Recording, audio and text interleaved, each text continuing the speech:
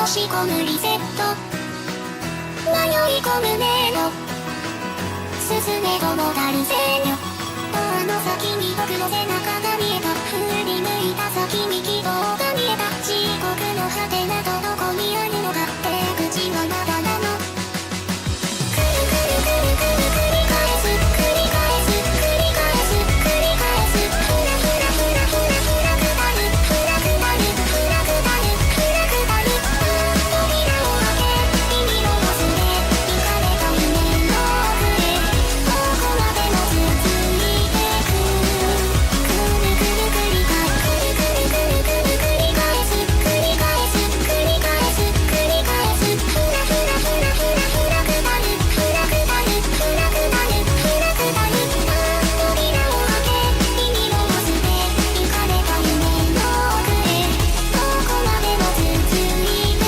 くくるくる繰り返すくるくるくる繰り返す繰り返す繰り返す繰り返すふらふらふらふらふらくだるふらくだるふらくだるふらくだる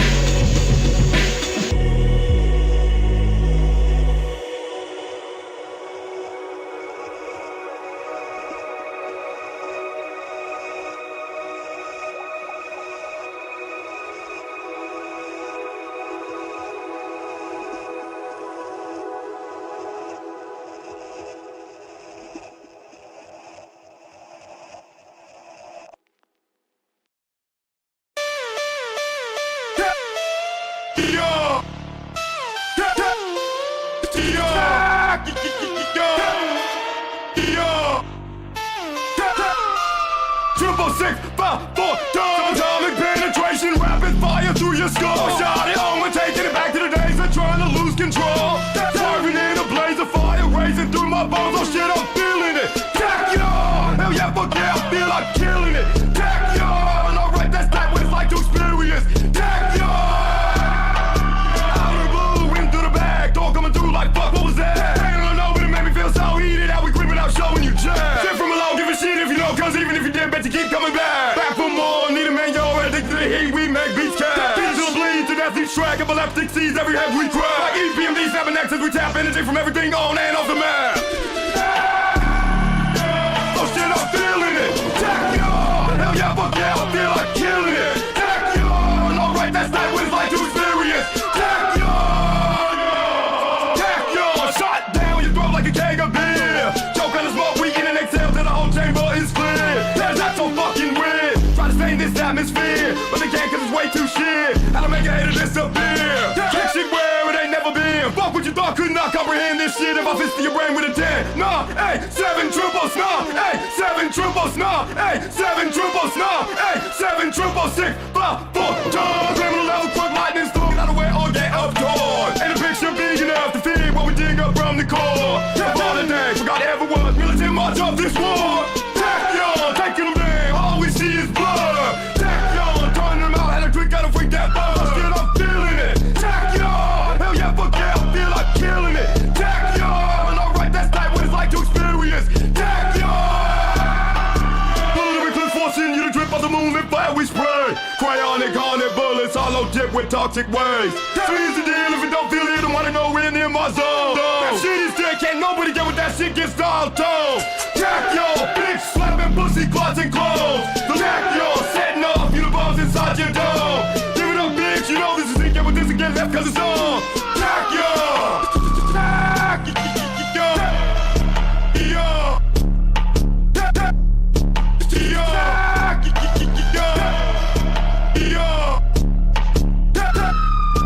Triple 6, 5, 4 times. Bullet eclipse forcing you to drip on the moon and fire we spray. Cryonic haunted bullets, hollow dip with toxic waste. Squeeze the deal if you don't feel it, don't wanna know we're near my zone. That shit is dead, can't nobody get with that shit, gets dialed tone. Tachyon, bitch slapping pussy, clots and clones. Tachyon, setting off you the bombs inside your dome. Give it up, bitch, you know this is it, get with this and get left cause it's on. Tachyon, Tachyon.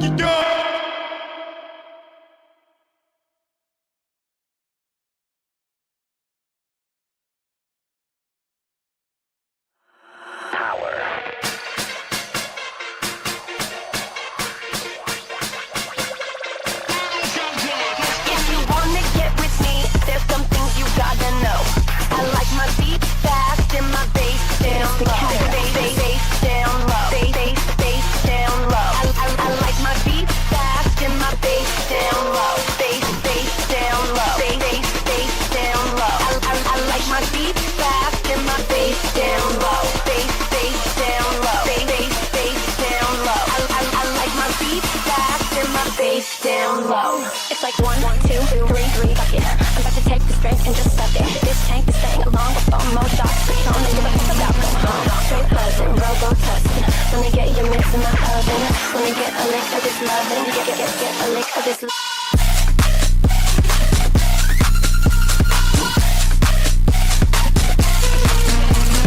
Yeah, I like it loud. And I'll make you shout. You that black eyed peas, you know that boom boom pow. You wanna get with me? There's some things you gotta know. I like my beat fast and my bass down low. Bass down low. Bass down low. I like my beat fast and my bass down low. Bass down low. Bass down low. I like my beat fast and my bass down low.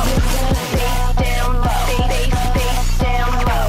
I like my beat fast and my bass down low. It's like 1, 2, 3, okay. Can I get a little goose from my OJ? Thursday, feel like my birthday, and we sip champagne for weeks to stay. Quit frontin', why your husband? Gonna get his mix in my oven. Gonna get a lick of this lovin'. Get a lick of this lovin'. Turn the speakers up, yeah, the bass is not enough. DJ, push it to the limit. Blow the power in this club. Power in this club. Power in this club. DJ, push it to the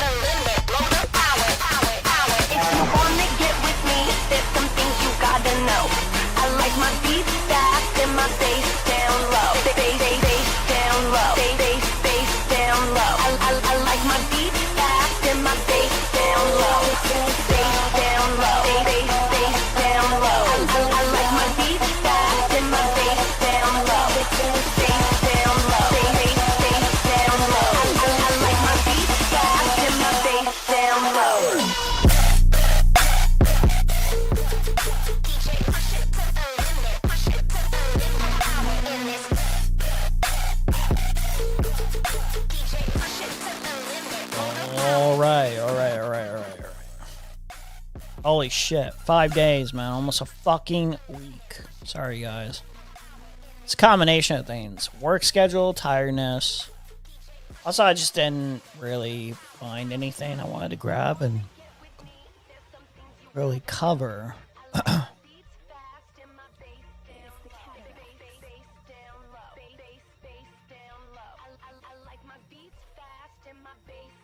Oh my god, bro. Holy shit.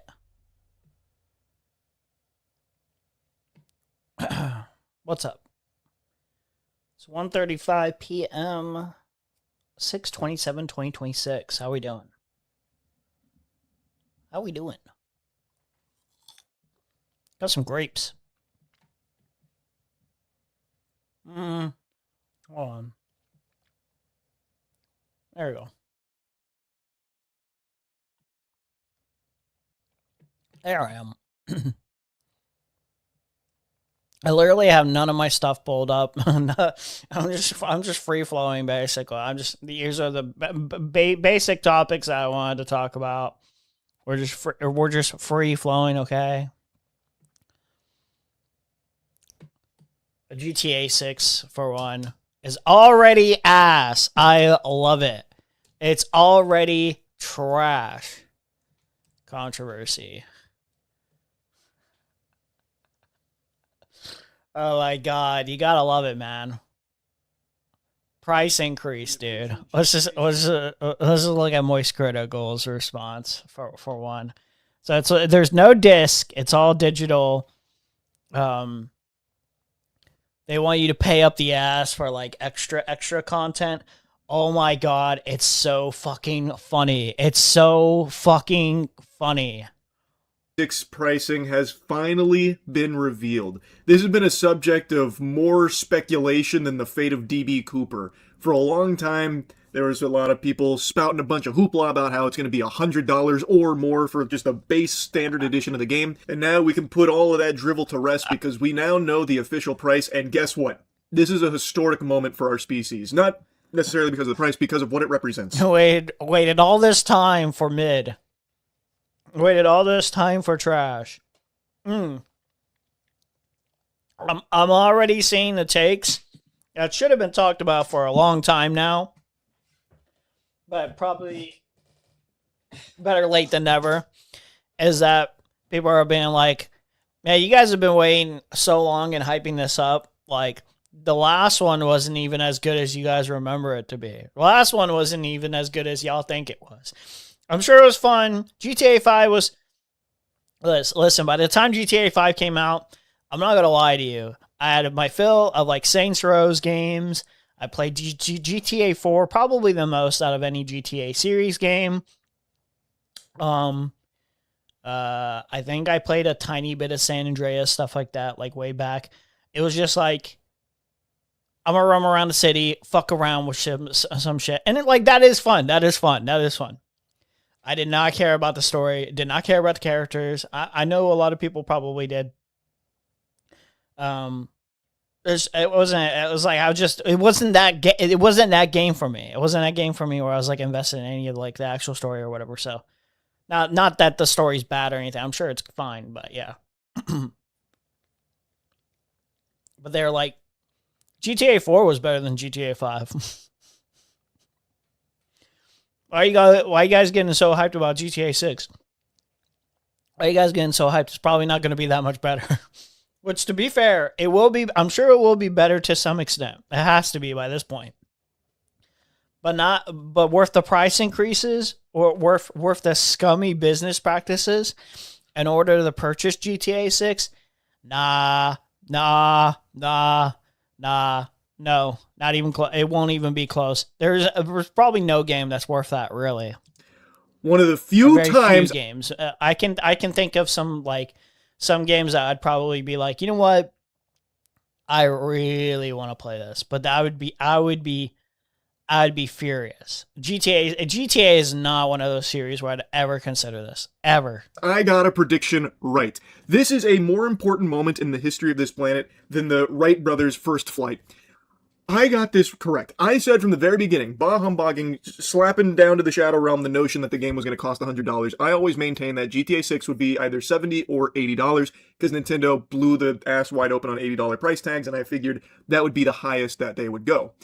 And they did. It is confirmed to be $80. Now, there is a... How single player only. It's single player only. For the 80 price. It doesn't even launch. It's an incomplete game at the launch. Y'all been spending how long for... wait, how long on this? Dude, game studios fucking suck now. Holy shit, they're actually garbage. Or the business practices in the very bare minimum is garbage. Oh my god. A $100 Ultimate Edition, which I'm going to get into the nitty-gritty on that in a moment, but can we please just take a moment and just bask in this very rare occurrence here of one of my predictions actually being right on the money, right on the nose. All right, now that we've all blown our load and orgasmed over that.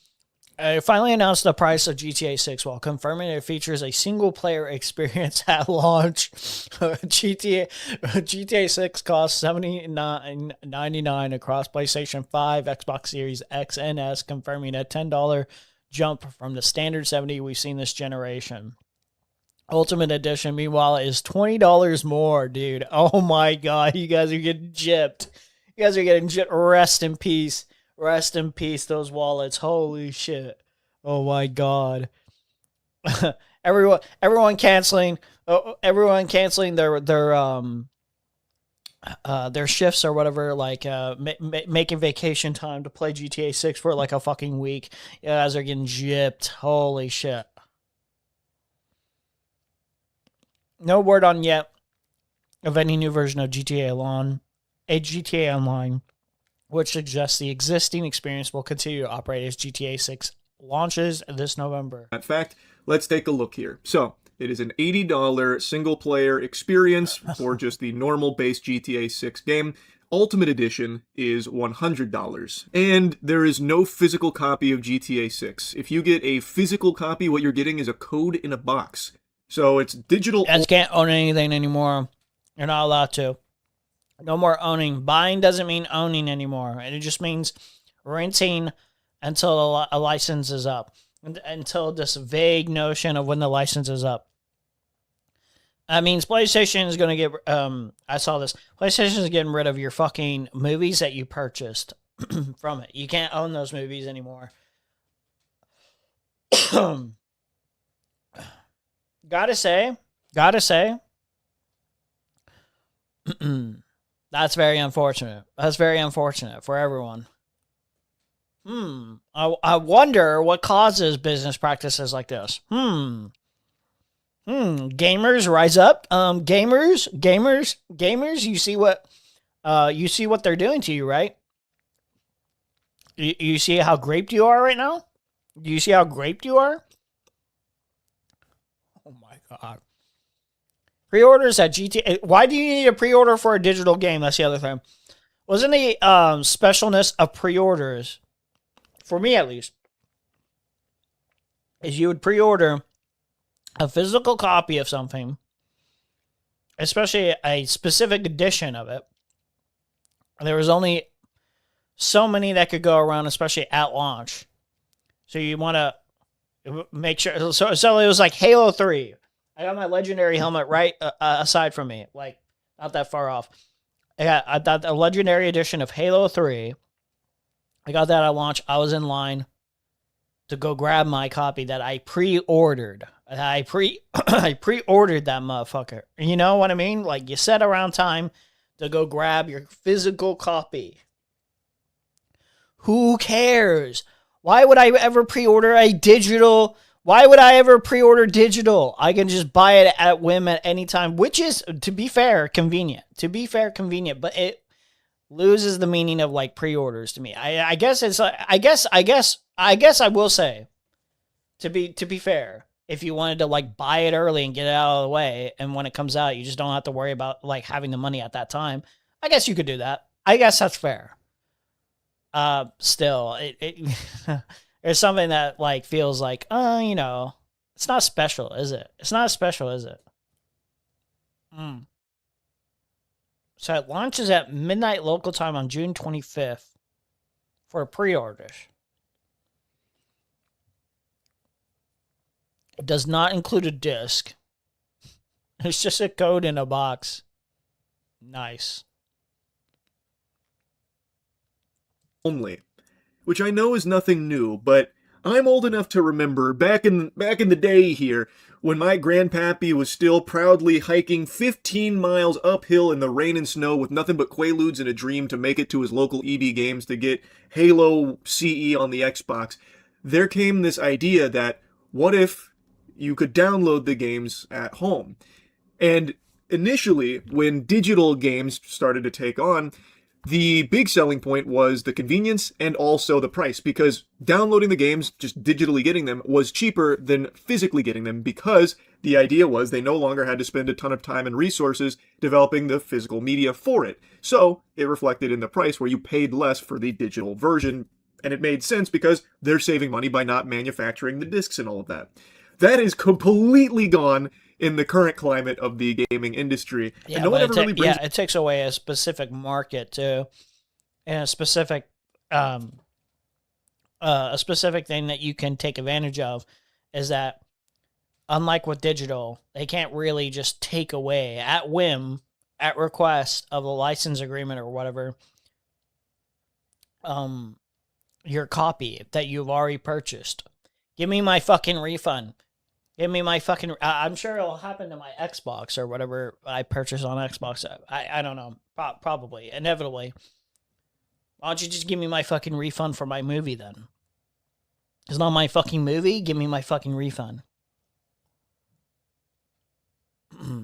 No, I'm not going to get my refund, so you basically just stole my copy. Nice. Good.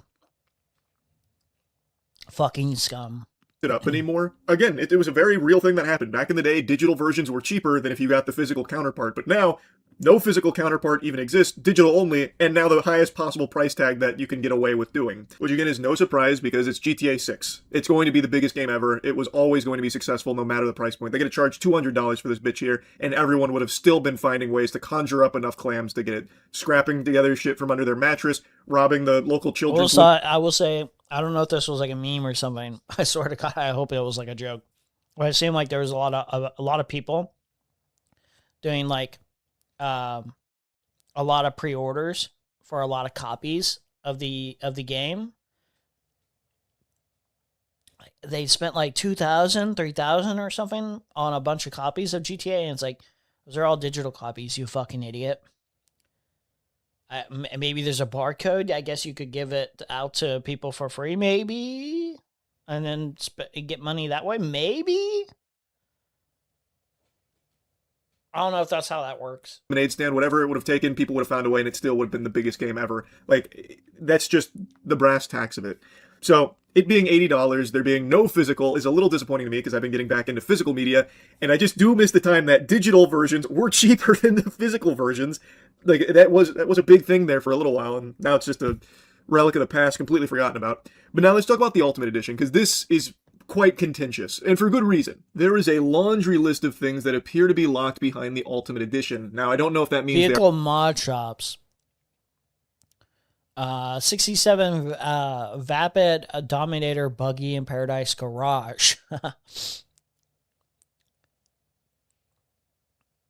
So there's a Mud Club monster offering impressive off-road handling for the backwoods. It's a garage, basically.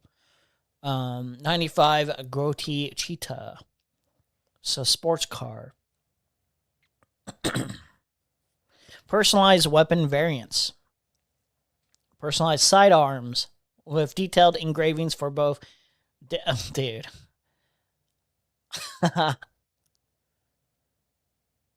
Wow. That's crazy, man. Are permanently paywalled, like you will never be able to access these things, which is definitely how it seems here, because looking at this clothing store, for example, it does say only open for business with the Ultimate Edition. Same with the Electric Fang Tattoo, the Salon, Ride Out Customs. They explicitly state only open for business with the Ultimate Edition. So does that mean all these shops are just completely inaccessible if you don't fork over 100 clams for the Ultimate Edition?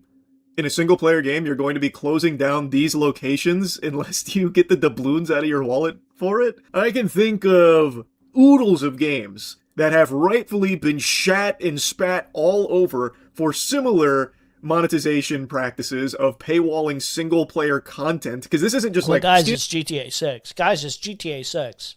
They'll get away with it. It's GTA 6. The funny thing is, they probably would. They probably will get away with it. They probably will. The people who cry about these business practices, rightfully so,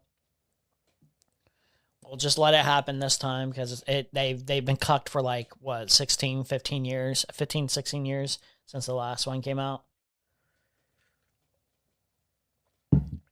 And they bought into this notion that this game is going to be like, the best gaming experience of their entire life. Bought into the hype, bought into the memes.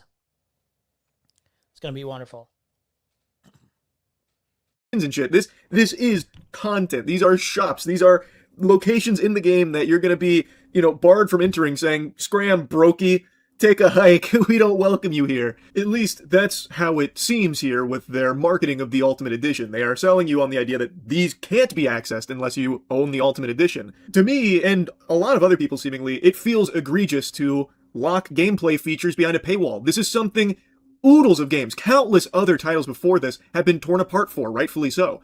So I don't know why all of a sudden GTA 6 is exempt from this criticism. I don't know why it gets a pass. I'm just as excited about this game as everyone else is, but I can recognize that this isn't really something that I love. I don't think you should have to pay the Ultimate Edition price to get the full experience of the game, which to me, shops and everything are an integral piece of the GTA experience, and if you can't access all of them for your $80 game, your $80 product that you paid for, then I feel like there's an issue there. You shouldn't have to bump up to the next tier, the highest level. Have you ever considered you're just broke? You're just broke, boy, if we can't afford the $100 experience? You're just brokey? Have you ever considered that? You're just brokey? You're brokey, bro? Brokey, boy? Full game. And that is something I've always said in the AAA gaming space, because this isn't new to GTA. This is just, again, a symptom of an already... Also, this is not on PC. This is not on PC. I was never gonna play this. I certainly was not going to play it on my fucking TV, where I usually just watch movies and TV at this point. Not the gaming set that I'd prefer. That's found ways to brainwash people into being okay with it. I still just don't like it. And I've seen some people coping and saying, just spend the extra $20 if you want the whole experience, or it's all still just skins, it's inconsequential skins and cosmetics, which maybe it is, we don't know what these shops have, but even still, like, one of them outlines custom vehicle options. Feels like a gameplay feature to me. It feels like these are gameplay features that are being paywalled, which has always been a big problem in the AAA gaming space when it comes to their greedy monetization models to get people to spend significantly more on their product. The whole idea behind these more expensive variants of titles like the Turbo Arcade Gamer Gunk Gladiator Edition of Call of Duty is you get like some skins, or you get like a physical collector's piece like up there, the Modern Warfare 2 thing where you got like night vision goggles type shit. I've never liked when they lock legitimate gameplay features or locations. So yeah, it's fucking awesome. Was there anything else to complain about this? It was like digital. They're locking stuff up. I want to see some of the cope on Twitter.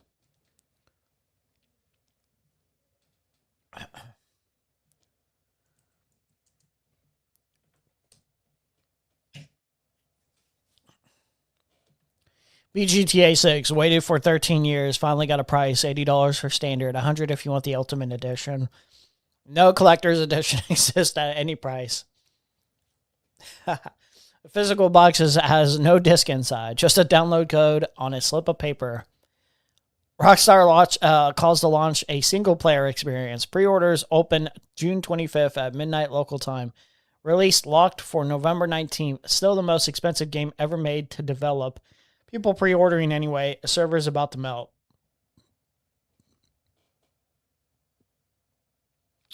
Rockstar didn't build a deluxe edition. They built the base game to feel like it's missing something.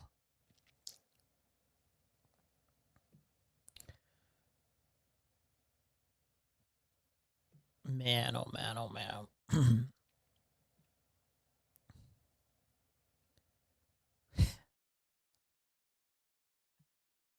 Xbox confirms GTA 6 pre-orders are record-breaking and disputes claim that the game is selling 8 times more on PS5. This doesn't represent pre-order data. We had record orders.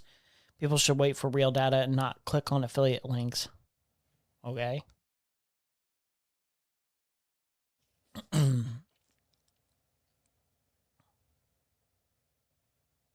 Wait, hold on. What was this? GTA 6 physical is dead. Rockstar sent a support email saying you can get a physical copy in the following months. The internet celebrated, then the source killed it. Hollywood Reporter confirmed there are no plans to print a single GTA 6 disc, not at launch, not months later, and not for now. Not for now at all. It cannot be resold, lent, or played offline. That's the other thing. Most of these games, you have even single player games. Is this a single player game where you have to play online constantly too? That's the other thing. Holy shit! A lot of these games do this now. It is digital with extra steps. 2 retailers are already refusing to stock it on principle. That's good, at least. Sony deleted its GTA 6 ad and reposted it with the disk drive scrubbed off the PS5.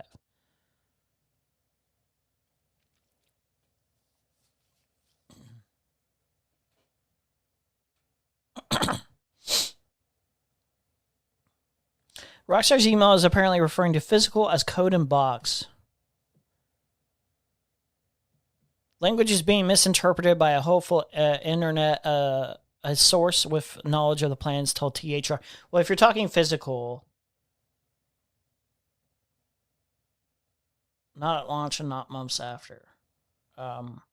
Yeah, it would technically be like a physical copy, but yeah, I don't know. Everyone thinks physical as in like the disc. Yeah, you should probably use your language more carefully here. You don't want to be misinterpreted. You should just say digital copy. You might, yeah. There's a Okay, refers to the same physical version. Yeah. It's a clunky reference to the months following Wednesday's announcement, source said. If buying isn't owning, piracy isn't stealing. It's getting more and more true. More and more true. The game came with a little book. Where's the little book? Where's my game?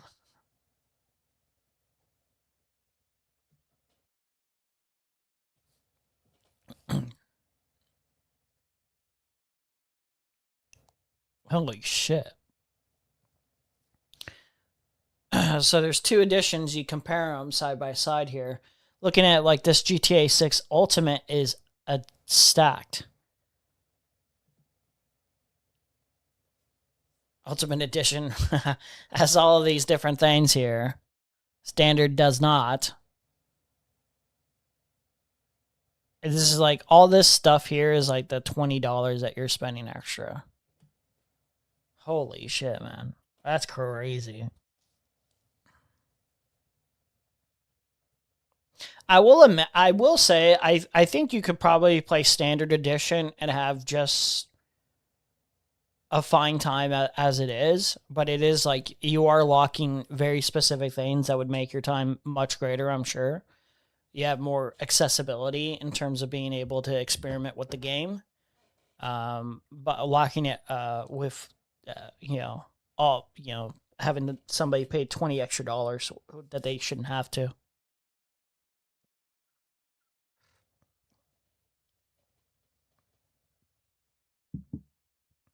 Digital store pre-order bonus.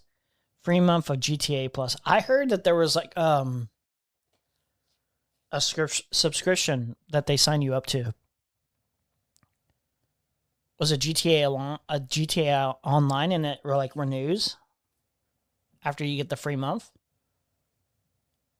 I don't know if that's true or not.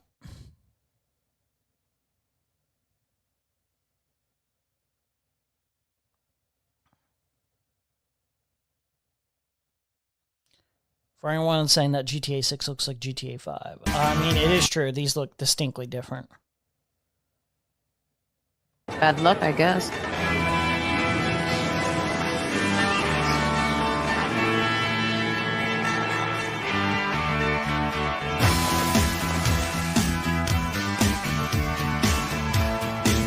Yeah, you can see the graphical change. It's very significant.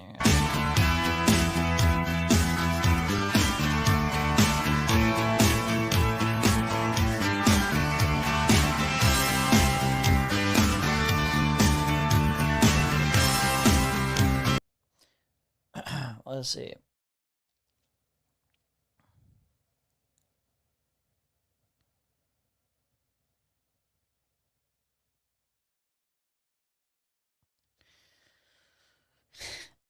Has reportedly surpassed 50 million pre-orders, generating an estimated 4+ billion in revenue before launch. Rockstar might be the only company capable of turning a game that isn't even out yet into a multi-billion-dollar success. Gaming history is being written before release. Let's see. Context.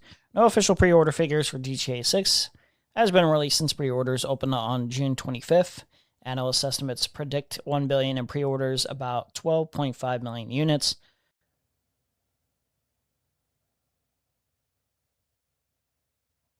Yeah.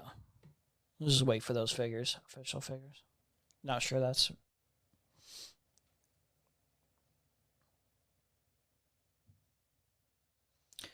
Guess this confirms you will not be able to transfer GTA 5 Online's progression onto GTA 6 Online. This was expected, but I'm glad this was accepted.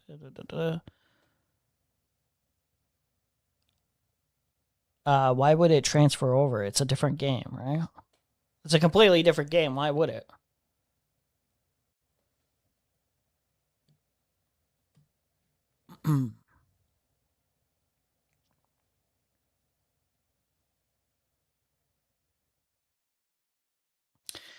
Yeah, anyway.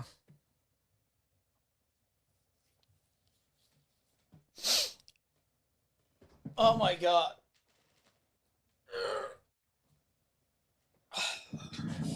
So yeah, GTA 6 is going to be the most overrated trash series ever.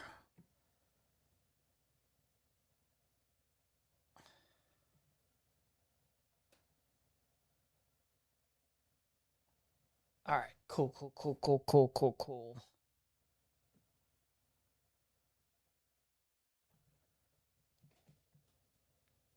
It's probably the fastest way I can get to this story. I'll just go to Kyle Kalinske.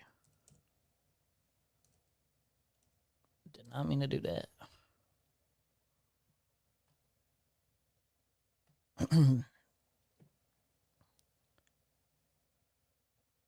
Which one was it? It was over here somewhere. There it is. All right, y'all. There was a court case decision coming out of Texas, which is really raising eyebrows across the country because it's absolutely devastating for our prospects for the future and for fighting back against this rising tide of MAGA fascism. So look at this. Texas anti-ICE protesters convicted of terrorism charges sentenced to at least 50 years in prison. Activists accused of being part of Antifa get long prison terms in case seen as test of Trump's crackdown on dissent. Now, I'm going to walk you through this here, but so, like, from what I can gauge on the story, the anti-ICE protesters, there's at least, there was like, they don't even know each other. There's like this accusation that it was like all coordinated. One person apparently brought like a gun or whatever and got in a conflict with a cop. I guess the cop raised their gun at them and then they like shot the cop or something. And then they all associated with the other protesters. And there's one other person that wasn't even, that was part of the, was one of the protesters' husbands, and he moved something for them. I don't know exactly what it was. It was some piece of information, and that person got like 30 years. But ultimately, it was like for the main people that were being charged, they were like doing peaceful demonstrations. There's also one person that was like laying down like fireworks or something like that too. Suffice to say that this is insane. This is a massive overreach. There's zero evidence they're part of some organized group known as Antifa. And to the extent any of these people should get a hefty sentence, it's literally one of multiple, but all of them got heavy sentences. Okay, here we go. A group of Texas protesters convicted of terrorism charges received unusually harsh sentences of at least 50 years in prison on Tuesday in a closely watched case that was widely seen as a test case of the Trump administration's efforts to crack down on dissent. After a 3-week jury trial, the 9 activists were all found guilty of a slew of criminal charges in March, stemming from a 4th of July protest at an immigrant detention facility in Alvarado, Texas, south of Fort Worth. The demonstrators arrived late at night with a plan to set off fireworks as part of a noise demonstration to show solidarity with those detained inside. A few of the protesters spontaneously broke off from the main group and vandalized cars in the parking lot, a guard shack, and slashed tires on a government van and broke a security camera. When a police yeah, I forgot about this part, but yeah. officer arrived on the scene and drew his weapon, one of the activists fired an AR-15 from the woods, hitting the officer in the shoulder. The officer survived. They continue. Benjamin Song, who fired the gun at the police officer, was sentenced to 100 years in prison. Song was convicted of attempted murder of an officer of the United States, as well as firearm and explosive charges. He was also convicted of riot, providing material support to terrorists. He faced anywhere from 20 years to life in prison. Zachary Evans, Autumn Hill, Savannah Batten, Elizabeth Soto, and Megan Morris were sentenced to 50 years in prison. Maricela Rueda, another demonstrator, was sentenced to 70 years in prison. All 6 were convicted of riot, providing material support to terrorists, and explosive charges. Rueda was also convicted of corruptly concealing a document or record. Evans, Hill, Morris, and Rueda were acquitted on attempted murder and firearms charges. The sentences handed down on Tuesday were unusually long, said Barbara McQuaid, a former federal prosecutor who served as the U.S. Attorney for the Eastern District of Michigan during the Obama administration. Most often, judges will sentence defendants for separate counts concurrently. Here, it appears that the judges stack the sentences for each count consecutively. I would have expected lengthy sentences here, more in the ballpark of 15 to 25 years, but nothing like 50 to 100 years. The Trump administration praised the sentences. Quote, the sentences handed down today make clear that Antifa terrorists, again, they totally made that up, who attack law enforcement and federal facilities will face swift and uncompromising justice. Literally, only one of them shot at an officer, and the officer pulled first, as described in this article. Todd Blanche, the acting attorney general, said in a statement, their violent extremism has no place in our country, and the Department of Justice will continue to aggressively investigate, disrupt, and prosecute those who threaten law enforcement officers or undermine the rule of law. In a statement, Song said he had fired at the police officer, Lieutenant Thomas Gross, because Had his Gross weapon drawn. Song believed he was about to shoot a protester. Oh shit, wait, hold on. He wasn't about that. Wait.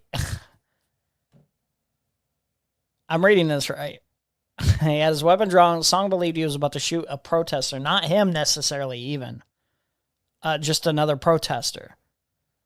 I never want to see good people stand for what they believe in gunned down in the street. Dude, are you fucking kidding me? Holy shit, man. His weapon drawn, and Song believed he was about to shoot a protester. I never want to see good people standing for what they believe in gunned down in the street, he said. Now, 21 people have been arrested, have been persecuted, have been punished for knowing me or being my friend. This is wrong. This is mass punishment, collective punishment. This is guilt by association. This is injustice. Evans, a mechanical engineer. What's up, Al? Said in court on Tuesday the intent of the fireworks was solely to get the attention of people held inside the detention center. He intends to appeal his conviction and sentence, said Patrick McLean, one of his lawyers. As the witnesses at the sentencing hearing stated, Zach has always been a caring and compassionate man, an accomplished mechanical engineer with no history of trouble with the law or violence. Quite the opposite, he has been a man of peace, who has stood up for those bullied or afflicted, McLean said. Zach continues to give compassionate help in the jail as a detainee, and as we expect, that will continue until he is one day cleared of his wrongful conviction. Now you have to worry about ever having participated in any of these protests. If something bad happens, you can get collectively punished, potentially, and put in for a extreme, basically a mass majority, if not your whole life, for stuff that's like out of your some of the behavior that's out of your hand, even if it's understandable. That person shot up a cop because they believed the cop was about to shoot a protester. That will continue until he is one day cleared of his wrongful conviction by appeal or pardon. The sentences were absurd, said Amber Lowry, Batten's sister. This case had relied on lies and misinformation from the start. It is heartbreaking nonetheless. We will keep fighting to overturn these unjust convictions and to free Savannah and all the Prairieland defendants. We will not rest until they are free. The punishment for the protesters exceeds the lengthiest prison sentences given out for the attack on the Capitol on January 6th. Dude, 22 years for one of the seditious Proud Boys, which is... I'd have to see the exact charges, but just relatively reasonable. I'd probably tack on another 10. Enrique Tarrio, the leader of the Proud Boys, who was convicted of seditious conspiracy, was sentenced to 22 years in prison. Stuart Rose, the leader of far-right group The Oath Keepers, was sentenced to 18 years in prison. By the way, a lot of these people assaulted cops got less of a sentence than these people, even though many of the protesters did not know each other. They were much more intentional in their violence, too. It was much more like aggressive. It wasn't like self-defense or anything. It was much more... It was very clear, too, that January 6th was going to be like a coup. They like shouted out their intentions numerous times. It wasn't hard to determine what they were there for. Loosely affiliated, prosecutors said the attack on the officer was premeditated and part of a conspiracy. They also said the activists were part of North Texas Antifa cell, which was seen as part of the some of those chants like were literally like hang Mike Pence. It's like, come on, man. Come on, man. Effort to criminalize Antifa, which is not an organization but rather a constellation of left-wing views. During the trial, prosecutors displayed group messages from some of the defendants in which they planned the protest and discussed bringing firearms and dressing in all black to prevent themselves from being easily identified. But some of the defendants, like Batten, Elizabeth Soto, and her husband, Inez Soto... Okay, wait, hold on. Let's see. Discussed bringing firearms and dressing all black to prevent themselves from being easily identified. Some of the defendants were not involved in the planning, arrived separately at the protest, and left when guards at the facility asked them to do so. Were they in the same group chat? Oh, no. Morris stayed in a van. Many of the protesters had carpooled in with a catch of weapons and body armor while the protest was going on. Were not involved in the planning, arrived separately at the protest, and left when guards at the facility asked them to do so. Morris stayed in a van. Many of the protesters had carpooled in with a cache of weapons and body armor while the protest was ongoing. She later fled from the police when they arrived on scene. She was ultimately arrested after a traffic stop that night. Prosecutors in the case charged and secured conviction of 8 of the 9 defendants for providing material support for terrorists. The 9th defendant, Daniel Sanchez Estrada, was not at the protest but was convicted of corruptly concealing a document or record after prosecutors said he moved left-wing signs and other materials at the request of Rueda, his wife, after she was arrested. Sanchez Estrada was sentenced to 30 years in prison on Tuesday. So a sign is like a document that has your views on it, right? Your political views on it, and like anti-ICE stuff. And they're saying that this person got decades in prison for passing that out. That's an insane violation of the First Amendment. That's ridiculous. Is convicted of corruptly concealing a document or record after prosecutors said he moved left-wing signs of the materials at the request. When he said moved, does it mean like tried to conceal? Or does it mean does it mean literally what Kyle's saying as in he passed them out? Ridiculous. I worked really hard every day in this country. And I don't know if that means what Kyle is saying it means. I still think it's bullshit either way, but like I don't know if this is necessary because they're saying corruptly concealing. Yeah, like he moved, he tried to hide it or something like that. That's like I think that's what they're saying here. Not passing it out to other people, as far as I can tell. Believe in human rights and helping others in need. I donate money and art to help animals and other people. I'm a father, husband, and a teacher, but I'm not a terrorist, Sanchez Estrada said in court before his sentencing. Although the charge does not require prosecutors to prove a connection to any kind of terrorist ideology, only that the defendant provided support for one of a list of several crimes, the Justice Department spun the convictions as proof that Antifa was a terrorist organization. Oh my days. The defendants in the case are a collection of activists who were loosely affiliated with one another through a local left-wing book club and gun group. During the trial, prosecutors highlighted many of the designs that the book club read as... Isn't that said zine? Zine? A zine as in Z-I-N-E-S. Are zines pamphlets, right? Or no? Magazines, yeah. Okay, gotcha. Why can't I just say magazines? I figured that's what it was, but it's, yeah. But it's saying conceal, not like spread around. Every day in this country. The way Kyle described it as if like he was getting charged for spreading around the zines, spreading around pamphlets, magazines about their. This is saying corruptly concealing a document or record after a prosecutor said he moved. Oh wait, okay. Wait, hold on. Not at the protest. He was convicted of corruptly concealing a document or record. This was after they said he moved left-wing. Okay, so he was like concealing something, a record of basically admitting that he moved. Yeah, this is bullshit. Believe in human rights and helping others in need. I donate money and art to help animals and other people. I'm a father, husband, and a teacher, but I'm not a terrorist, Sanchez Estrada said in court before his sentencing. Although the charge does not require prosecutors to prove a connection to any kind of terrorist ideology, only that the defendant provided support for one of a list of several crimes, the Justice Department spun the convictions as proof that Antifa was a terrorist organization. Oh my days. The defendants in the case are a collection of activists who were loosely affiliated with one another through a local left-wing book club and gun group. During the trial, prosecutors highlighted many of the designs that the book club read as evidence of the conspiracy and ideology that linked the demonstrators. The evidence was met with widespread criticism from legal observers who said that it amounted to criminalizing freedom of speech. They're like handmade or something, yeah. Oh shit. Prosecutors also heavily focused on the cache of guns that many of the defendants owned and some brought to the detention center on the 4th of July. By the way, this is what you guys say you love. You love the Second Amendment. You love, the freedom and the right to carry a gun. They're just doing that, but the crime is being left-wing. Let's call it what it is. It is undisputed that all of the firearms were brought legally, and there was only one person who fired a weapon on the 4th of July. Prosecutors also highlighted other evidence they claim proved that the protesters planned violence, including their decision to communicate and auto-delete messages on Signal, an encrypted messaging platform widely used among activists, journalists, and other citizens wary of government surveillance. How is that illegal? Since the charges in the case, the government has brought a number of similar prosecutions against activists. Earlier this month, prosecutors filed criminal conspiracy charges against 15 activists in Minneapolis who allegedly interfered with immigration and customs enforcement agents in performing their duties. A federal jury in Spokane, Washington, found 3 protesters guilty of conspiracy for participating in a 2025 protest at an ICE facility. A similar case in Chicago Jesus Christ. against protesters fell apart after it was revealed there was misconduct before grand jurors. So this is insane. And just to They just might to as brush- well have done like they might as well have done like TOS stuff at that point. Holy shit! Like, what the fuck, man? Dude, that's you up on this real quick. Horrifying weaponization of the criminal legal system. Nobody died. All guns were owned legally, and only one of the 9 holy defendants shit. fired a Those charges for that. Oh my god, man! weapon. 3 weren't even involved in It the is planning. really trying to put the fear into people for like protesting at all. They are really trying to like make that stick, especially some places like Texas. One of the 9 defendants fired a weapon. 3 weren't involved in planning and left when guards told them to. 1 didn't even attend, got 30 years more for moving signs. And left when guards told them to. 1 didn't even attend and got 30 years for moving these pamphlets. Insane, bro. Insane. The only argument you could even make, the only serious argument you can make, is that the one person who fired a weapon, who hit the shoulder of an officer, nominally after the officer pulled the gun first, and he was like defending him and himself and his friends, right? But the only stretch of the case you can make is that one guy deserves some semblance of a sentence, right? If the jury doesn't buy that he was acting defensively, okay? Or if the judge doesn't buy that he was acting defensively. But literally everybody else committed no crime whatsoever, like not even close. What, you carry firearms perfectly legal, especially in Texas. You let off some fireworks on July 4th, okay?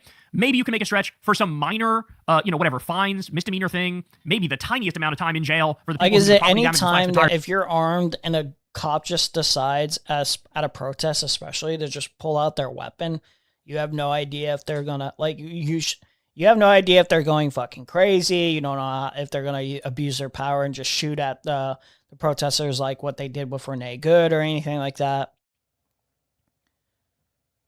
You have no idea. How are you supposed to gauge that moment? Isn't it like the proper thing at that point in terms of self-defense? Wouldn't that make sense? No, cop can do no wrong. You shot a cop that pulled out a gun using their abuse of power. It's fucking disgusting, dude. or whatever. But even that, I would be against that just because, I mean, let's call it what it is. These people are actually trying to fix the country. They're trying to shut down concentration camps. They're trying to free innocent people. They're standing up against a criminal thug agency that's not even a real agency. It's basically like a paramilitary. It's, packed full of criminals and fascists and assholes. So, like, I wouldn't give those people any time, but I could see a jury or a judge saying, yeah, if you slashed the tires or broke the security camera, yeah, whatever, you might get a week in jail or something like that. Like, I could see that. But no, the majority of these people literally weren't even close to committing a crime.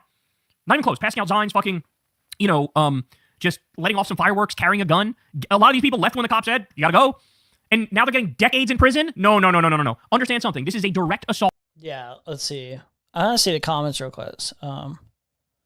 These guys are getting longer sentences than child murderers and pedophiles. Now that ice goons are murdered in the street, have been sentenced or even arrested, they want to criminalize resistance and protesting. 30 years for a pamphlet. The judge deserves jail, right? Yeah, it's pretty ridiculous. It's pretty crazy, man. This is over in Texas too, which is not even remotely surprising. Didn't they have a new thing too? Texas requiring Bible stuff, Bible study, schooling. Isn't that new now?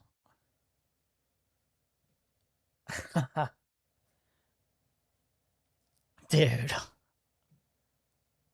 Texas is on the verge of requiring every public school student in the state to read the Bible in potential major violation of Oh my God. the First Amendment to the United States Constitution. Texas officials are currently working on creating and passing the first ever mandated state book reading list. As part of this list, you have a number of old literature, classical literature books. You also have several Bible passages. and that would require every public school student in the state to have to read the Bible as part of the mandated Dude, state Texas is school a trip, man. What the fuck, man? What are book you doing list. here? This is Texas. It's a conservative state. It's also a state that pushed putting the 10 Commandments on the walls of classrooms across the state as well. This latest book list would be a serious violation of the First Amendment to the United States Constitution, but with this Supreme Court, it's anyone's guess. Spread the word, follow along. Dude, the Supreme Court also, didn't they just... The Supreme Court is fucking garbage now. Decision. Was it ruining, let's see, 350K face risk of deportation after Trump's Supreme Court win.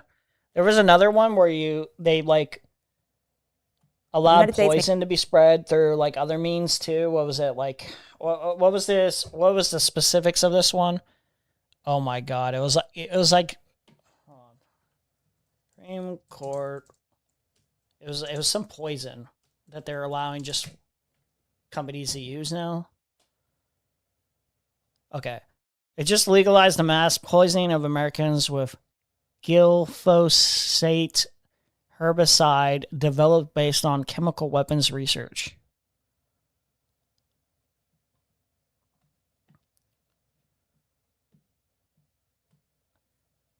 Yesterday's Supreme Court decision reflects the capture of government by big industry is nearly complete. Affirmed the right of chemical companies to injure, maim, or even kill you and your children with their pesticides, herbicides.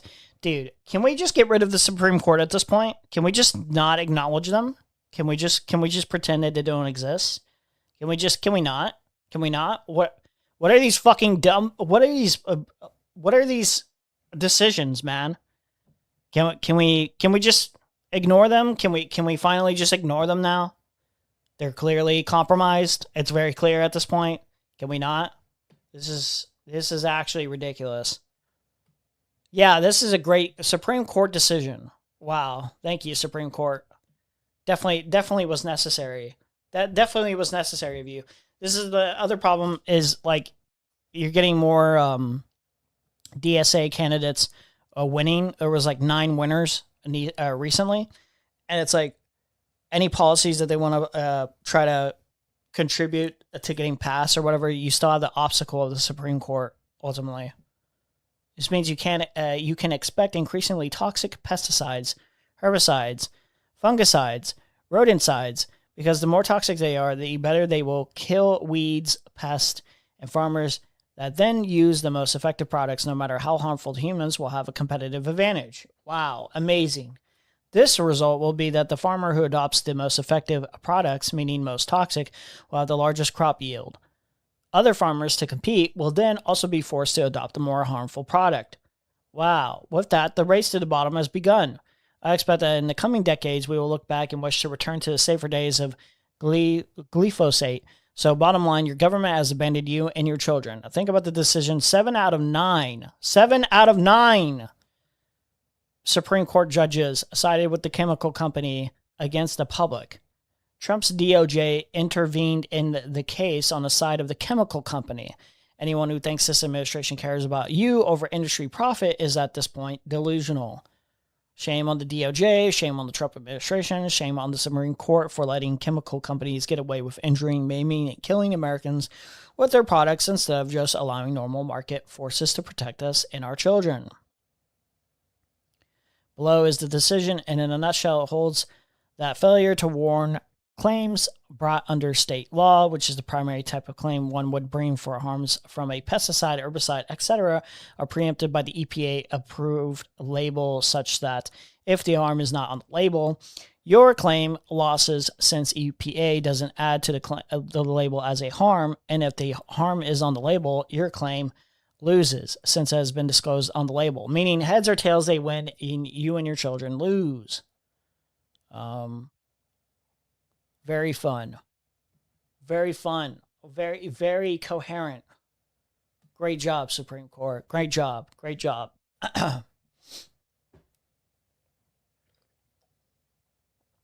Amazing.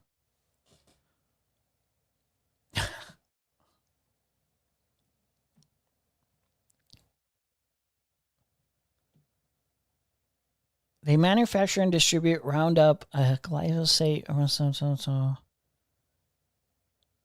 Can we get to... I don't want to read all of this. I'm just going to lose my mind if I go through 53 fucking pages of, like, just disgusting justifications for this shit.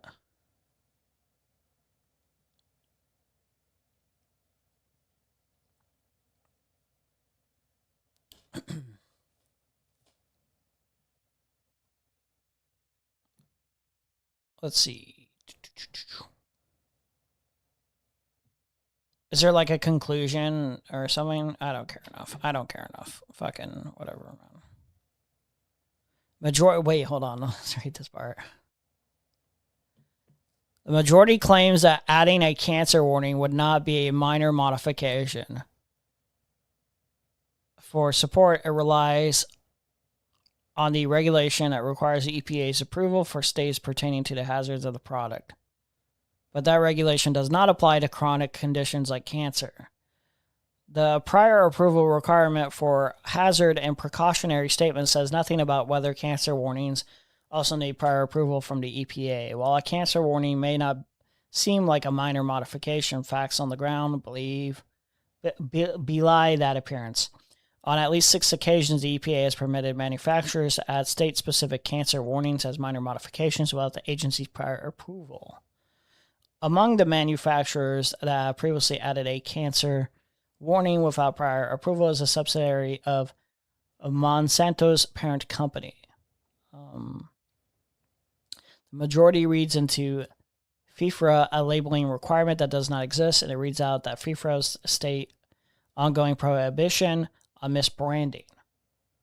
This interpretation cannot be squared with the text of FIFRA on RR precedents. Ultimately, the effect of the majority's interpretation is both remarkable and regrettable, for it unjustifiably closes the courthouse doors to state tort plaintiffs like Durnell.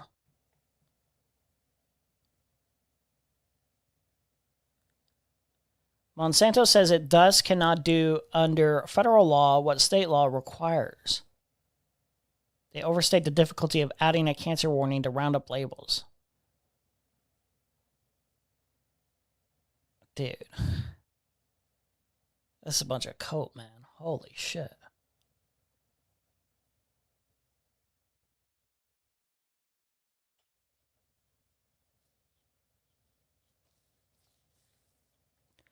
Oh my god.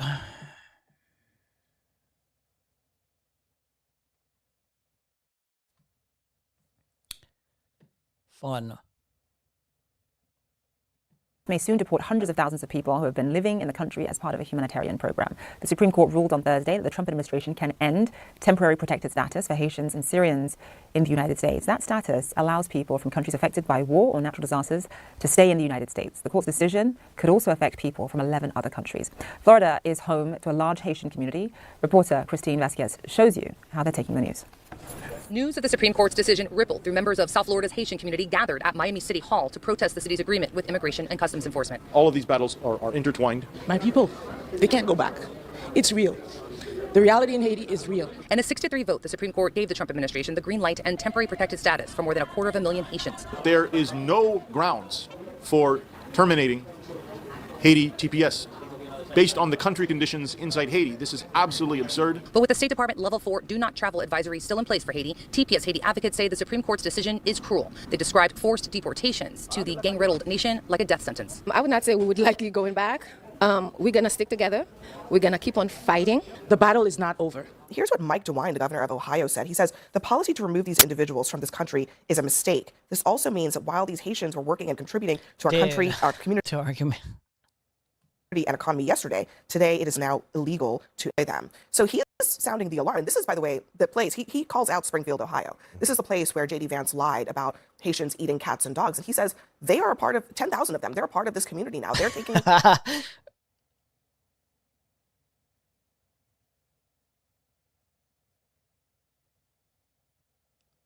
Dude, it's comment section. Some of this comment section is like fucking cancer here.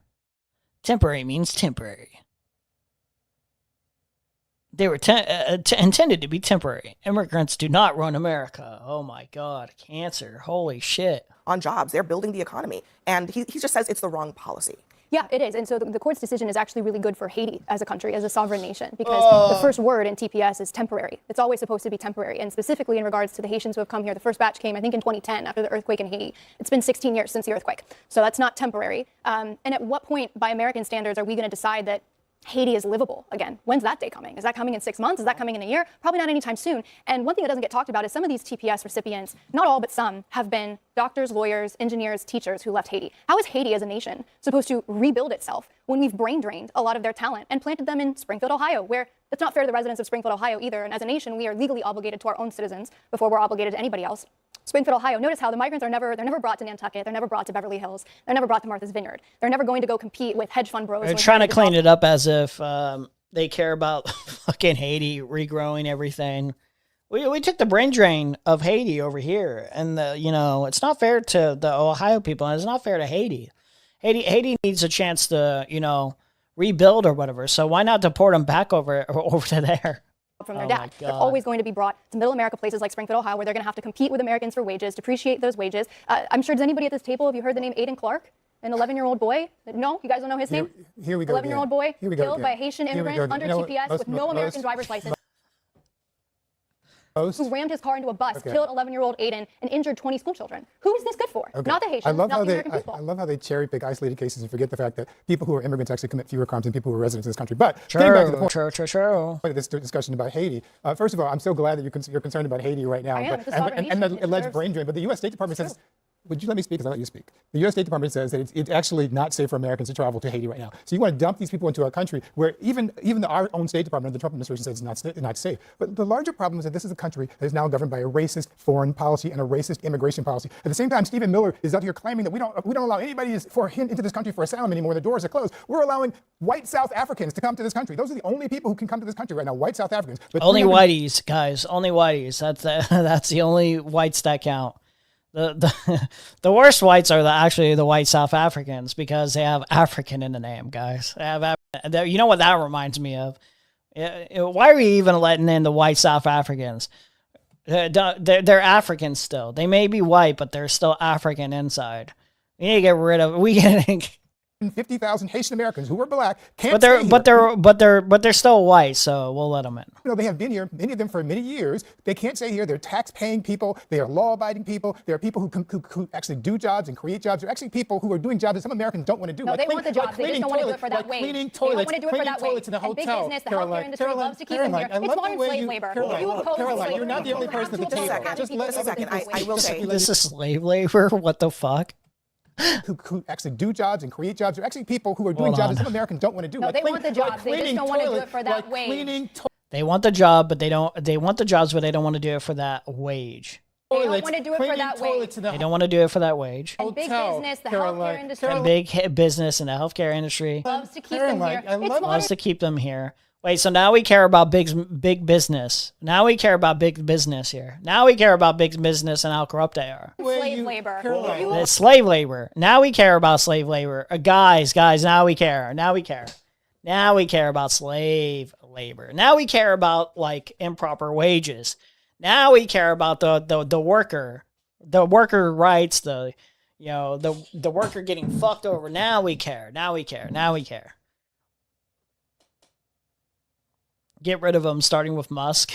Caroline, I've never been more pro deportation when it comes to thinking about any group of people that I want to deport as those damn South Africans, especially with Musk.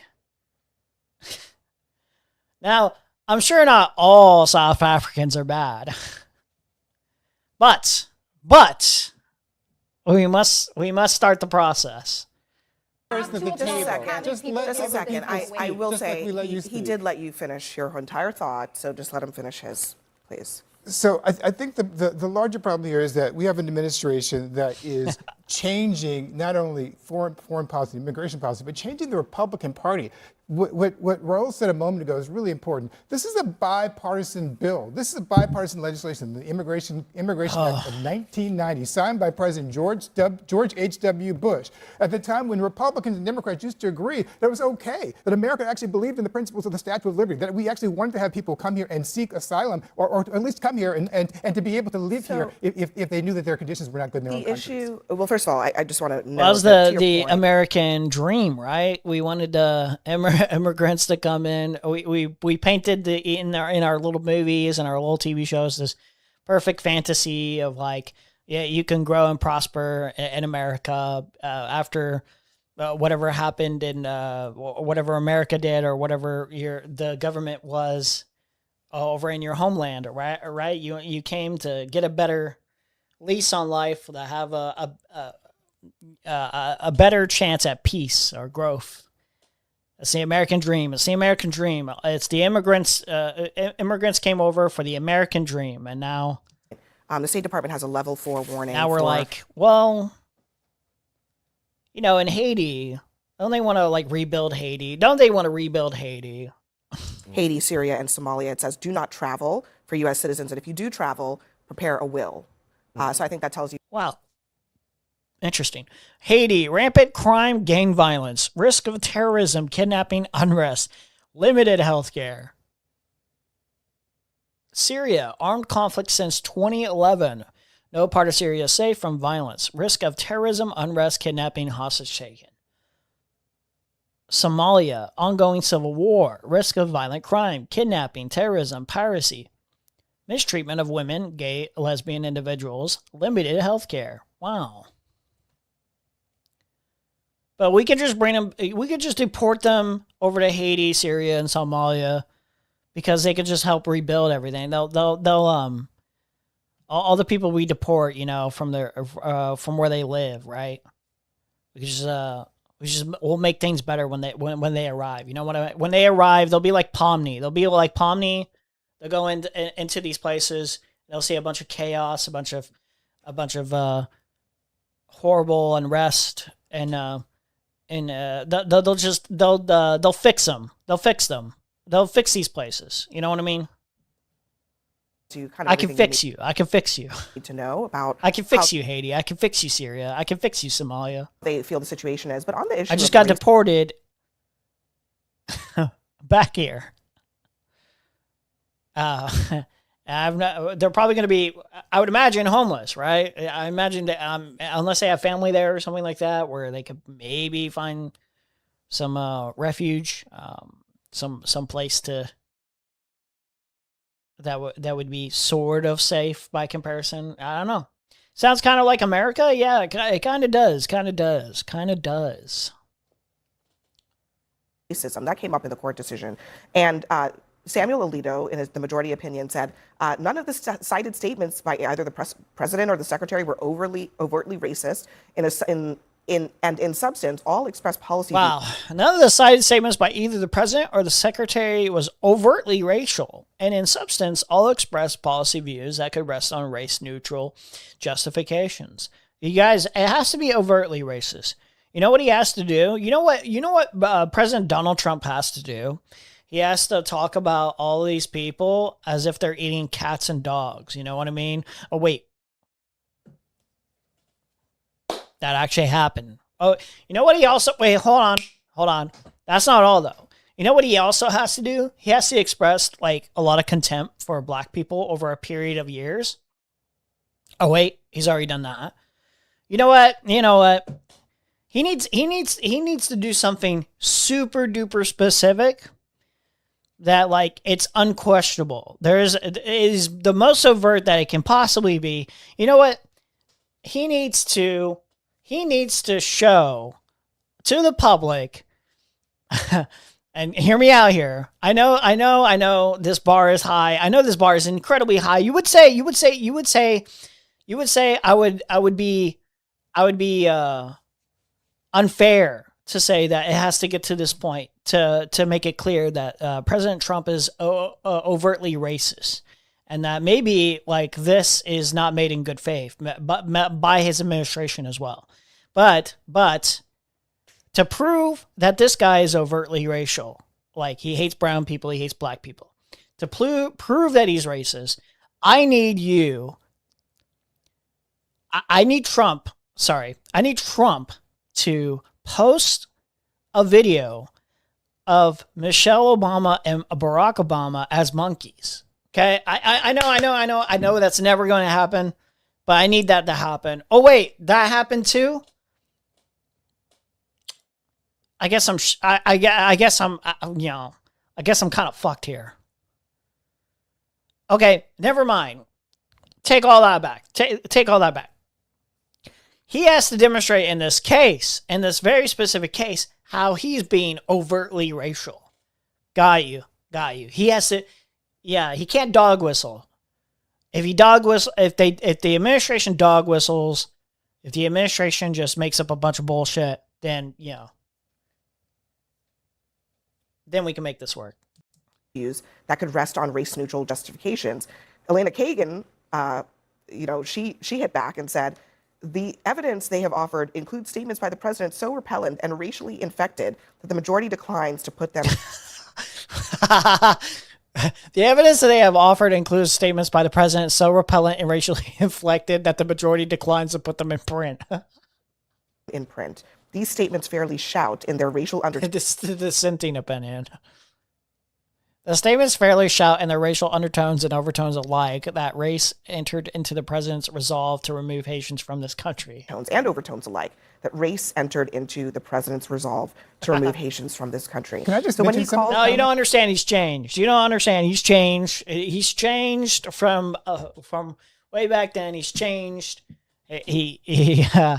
Wait, he didn't apologize to the Haitian community. Oh, wait, he didn't apologize. No, but he's changed. He's changed. And he swears he's doing this without a sliver of racism or prejudice, He called Haitians, or Haiti, a shithole country. Thank you. That, I think that's what a lot of people, what's one of the many statements that make a lot of people believe that there is racial animus at play here. Well, you're making it about race. Keith's making it about race. That was precisely the argument that the Supreme Court said was not the proper one. Yes, the legislation for TPS was a bipartisan bill from 40 years ago, but it gave the Secretary of Homeland Security extreme policy oversight in determining who gets TPS or who loses it. In this case, we've litigated this. We had an election, right? President Trump, you pointed out he said some pretty mean things. We litigated this debate. He said some mean things, guys. He was just being mean. He wasn't being racist. He was being mean. There's a meaningful difference. Like, for instance, Willie gosh darn it, Joe Borelli, your bald head sure is not as shiny as it could be. That's a little mean. That's a little mean. But like, that's basically the same as saying like, Haitians all eat cats and dogs, or Haiti's a shithole country. And that's basically the same.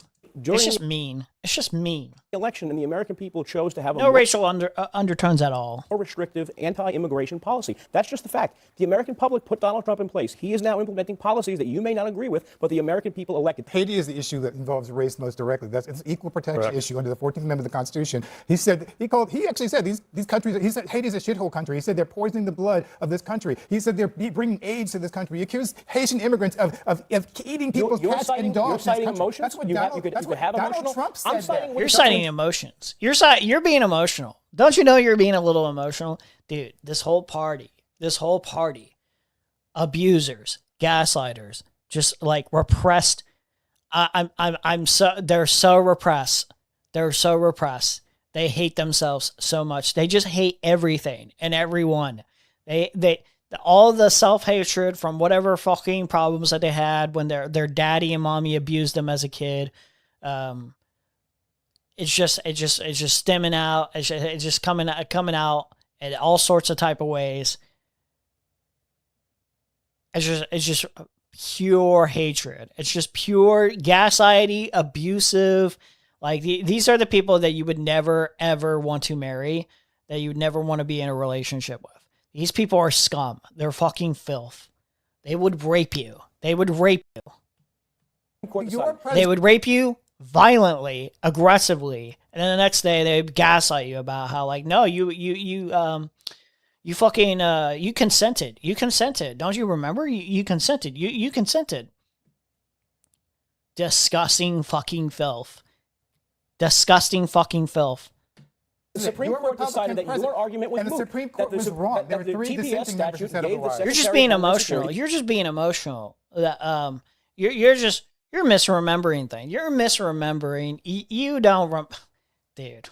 The authority to do this. The thing I think is most important when we're talking about TPS is that this case was not about a definition of what is temporary, when is temporary too long. And it was not a case about whether or not Haitians are here doing jobs that Americans don't want. And Haitians actually, among our immigrant population, Haitians have some of the highest educational attainment because many people who have come from Haiti left because they are professional people with advanced degrees. Raul, does TPS allow the sunset? Joe, please let him finish. The point of TPS is in the letter of the law and the spirit of the law is that it grants humanitarian relief to people from these countries where they would be in danger if the U.S. government returned. This is not a question of what the Supreme Court did not even examine You're citing the statute. Issue. Does the statute give an end date for the renewal? No, by design. So and the statute says that the Supreme Court, you're correct in the sense that the statute does give Homeland Security Secretary this discretion to around TPS when they follow the processes, which they admit in the filing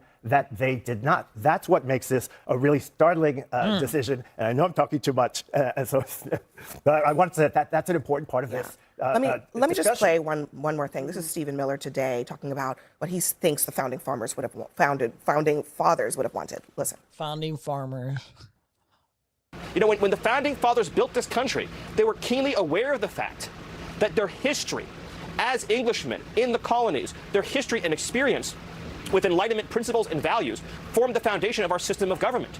It's simply not the case. It has never been the case. To go back to the Haiti example, that you can just take 3 million people from a failed island, put them into America, and overnight... This guy's like a less swagged out, like a less attractive version of like Yellow Jacket from Ant-Man. I forget the character's name. I forget the actor's name. What's this bald dude? He's... Ant-Man. Yeah, Darren Cross. Yeah, I was thinking it was like Darren. Oh, that was a Yellow Jacket. Darren Cross.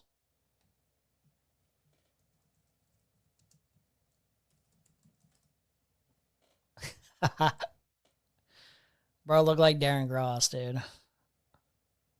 He looked just like he looked like a less attractive Darren Cross, basically. He ain't got the swag. He ain't got the aura. able to become fully successful, fully assimilated American citizens. That defies everything we know about how culture works, how assimilation works, how nations work. So, Amanda, I find it extremely rich for someone like Stephen Miller to say that, especially since his own ancestors, who were Jewish, who fled persecution, came to this country, and were thought at the time to not be capable of... Don't you understand? Jewish people get the pass. Catch up, lady. They've gotten the pass for quite a while now. Jewish people got the pass for a lot of things. Catch up, lady. Catch up, lady. Also, Jewish people aren't brown. A lot of Jewish people aren't brown, except for that's not true either. But okay. Were thought at the time to not be compatible with American society, and they came here. But Jewish and people they assimilated, and now. Did you ever consider Jewish people shouldn't be brown? Maybe I'm deporting all these Haitians because Jewish people shouldn't be brown. I'm trying to protect my Jewish brethren, okay? He's in the White House. It is the embodiment of the American dream. I mean, it's literally engraved on the Statue of Liberty. Give us your tired, your poor, your huddled masses. Like, this is a place where you can come, if you are not safe where you live, it's a place where you can come and incorporate and assimilate and be a true American. If I see a single brown Jewish person, I'm deporting them immediately. I'm deporting them immediately. Can they come to your community? They are in our community. I live in New York City, one of the most diverse cities. Can they come stay at your house? I would welcome them in my home. I would welcome them in my neighborhood. Well, she thinks she's cooking here too. Oh, can I stay at your house and at your home? I'm sure that'll be a pleasant. Yeah, I think it will be a pleasant experience. You fucking racist piece of shit. Yes, it will be a pleasant experience, actually. Do you think you're cooking with this one? She thinks she's cooked here. She thinks she's cooked here. You're burning the toast, man. What are you doing? Could your house handle 10, even if it doesn't have room for 10? We should solve the housing crisis in New York City, and then I would love to do that. Oh, true. Make housing more affordable, maybe. Maybe a lot of these things could be fixed if you made things more affordable, right? Potentially, maybe you fix some of the corruption, you know? Maybe you take $1 trillion or $2 trillion or more, actually. You know what? You should make Elon Musk's account negative $50 billion for all the damage he's done. Put him in a prison cell. Negative 50 billion, I should say. And that's being generous. And you take that trillion, and you put it into not housing. Well, you put it into you give it to the people, basically. You give it to the people, and you know how, like, what was it? 50 billion or something? Was it 50 billion? What was the number? Did I just take 50 billion out of nowhere? I must have. Solve world hunger for a year. 50 billion? It was 50 billion. It was the number 50 billion. Yeah, it was like he offered to solve world hunger, and like UN was, what was it? Like UN was like, bet. It was 6 billion. Yeah, okay. It was way less than 50 billion. Way less. He said, "I'll give 6 billion to end world hunger for about a year at least, or I don't know. Obviously, nothing is like permanent. So let's take all that trillion, put them in debt for negative 50 billion, put them in a jail cell. Let them rot, and then I'm sure that trillion will do us a lot of good. I'm sure that trillion will do us a whole lot of good. The only fucking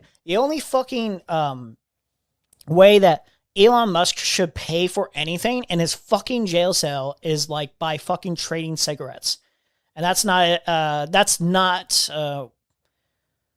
taking into consideration what might happen to him before he even trades his first 2 cigarettes.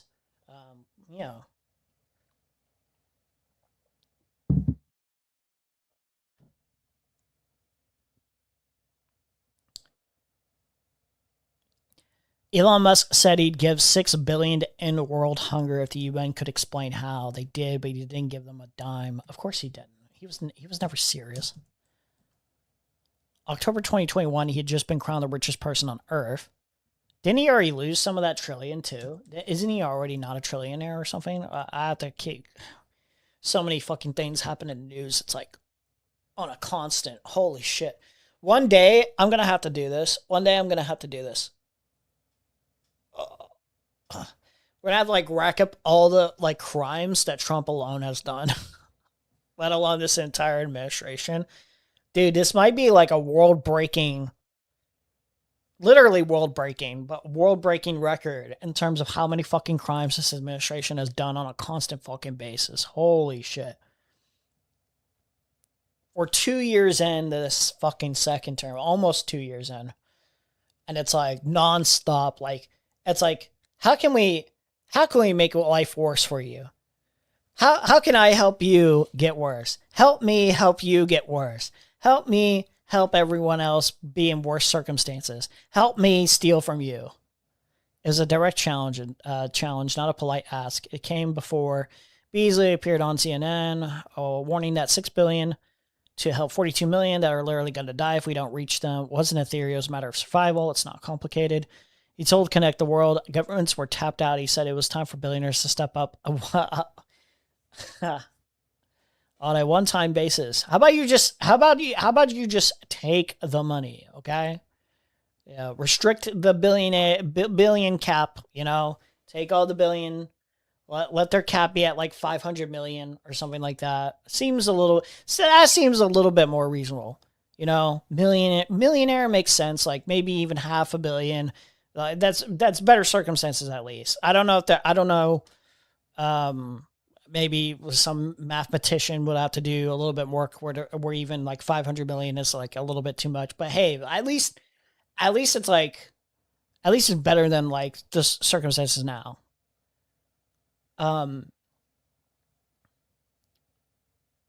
Beasley went on to point out how Musk added $6 billion to his net worth in a single day. That was a mere fraction of his wealth. He asked, what if it was your daughter starving to death? What if it was your family starving to death? He pleaded to wake up, smell coffee, and help.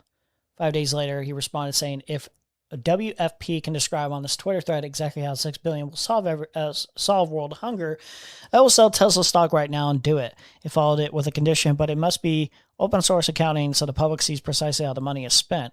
Okay, so there's proof here. It's no wonder Jeff Bezos holds over 200. Okay. He replied that $6 billion wouldn't end world hunger, but it could save millions from starvation. That's true. It could do a lot of good. I'm sure there is a number that would be pretty close to ending world hunger that like probably isn't that far off from 6 billion. Maybe 50 billion is that number. Maybe 50 billion is that number. Maybe, well, I know that a trillion certainly would help. If it's not the number, it certainly is going to do a lot more good than 50 billion or even 6 billion. Story continues. WFP published a spending plan showing how 6.6 billion would be used to provide food assistance to 42 million people in 43 countries. Plan included $3.5 billion for food procurement and delivery, $2 billion for cash and food vouchers, $700 million to develop country-specific programs, and $400 million for administration, oversight, and logistics. Beasley tweeted the link directly to Musk, adding, "You asked for a clear plan and open books. Here it is." Musk never publicly replied or engaged further. It's worth noting the response didn't occur within the same Twitter thread, a specific condition Musk outlined in his original challenge. When the UN released its plan, reactions online were mixed. While some praised the transparency, others argued it fell short of Musk's challenge. Supporters pointed out that the plan outlined how to prevent famine, not how to end world hunger entirely, a key distinction. Some critics said the proposal was too focused on short-term relief and logistics. Well, you're not just going to end world hunger all throughout the entire society with 6.6 billion, obviously. Throughout the rest of time or even the next 50 years or anything like that. Come on, let's be realistic. Others questioned the large administration and operational costs, including the budget. Weeks later, as a SEC filing revealed that Musk has donated roughly $5.7 billion worth of Tesla stock to charity in November 2021. Let's see. A recipient was not disclosed at the time, leading to speculation about whether the WFP ever received the funds. Bloomberg reported the donation went to Musk's own philanthropic organization, the Musk Foundation, not the WFP, according to Philanthropy News Digest. Musk Foundation later distributed $160 million in 2021, with the largest portions going to St. Jude's Research Hospital at $55 million. Amazing. Okay, cool. But you can just take them now. Are not doing Let me let Amanda finish. I would just say, I think it's like such a devastating way to go into celebrating 250 years of America by kicking out the people who make America great, who make this country what it is. The immigrants who come and say, you know what, I'm going to come as a doctor, an engineer. I'm going to bring my talents to Springfield, Ohio, and make that a home. Was the Haitian migrant who killed 11-year-old Aiden Clark making America better with that action? It's like one person out of like how many immigrants? It's such a ridiculous notion here. The emotional like fucking garbage. That guy earlier was complaining about like, oh, you're being emotional. Oh, you're being emotional. This is literally like an emotional abuse tactic too, where it's just like, you know, this brownie was like this. You know, this brownie committed this heinous act. That means the other brownies need to be deported too. Jesus Christ, what is wrong with these people? So when you got You think it's fair to say that? you're going to kick out Kill the child 350,000 people because of Kill the one child. case. Is that One making case. America You're going to kick better? out I don't think that's my 350,000 people definition of because making of one America state. better. What about One, I don't have to all the get white Yeah, does that make sense? Would this ever, would this logic ever apply to, you know what? Trump has done so much damage. We could just deport all white people from America. You know what I mean? Every single whitey gone. Trump has done so much damage. Not even Trump as a figure, just any white person that has ever committed like a killing of a innocent child or innocent person or whatever. It's like, yeah, that means let's get rid of at least 350K whiteys. People who commit crimes in this country. You're going to kick them out of this country. What a ridiculous fucking notion. What a ridiculous fucking statement.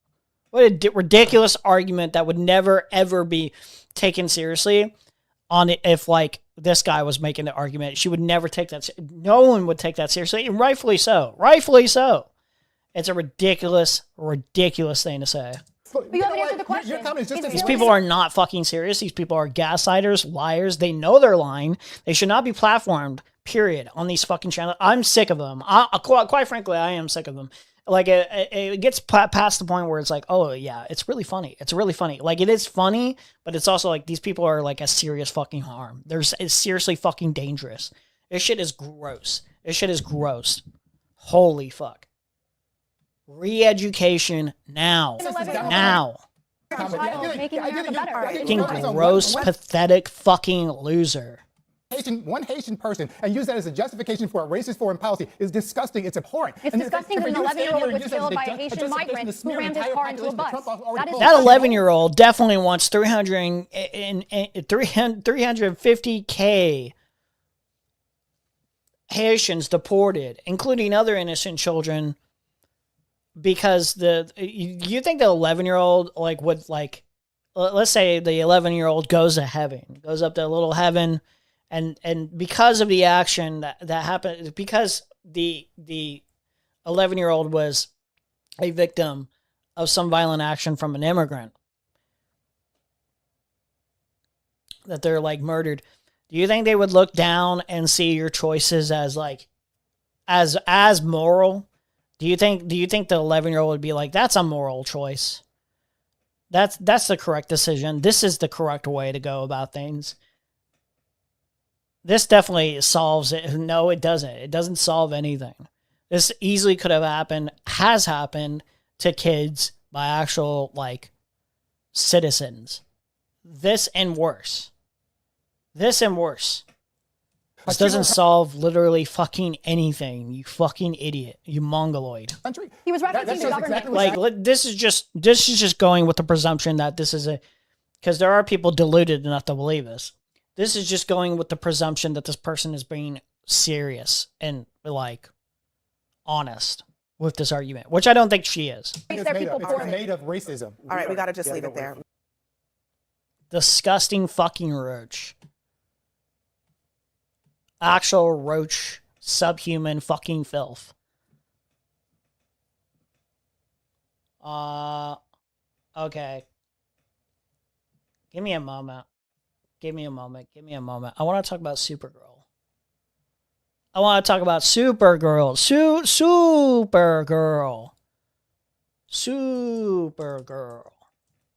The Supergirl stuff. I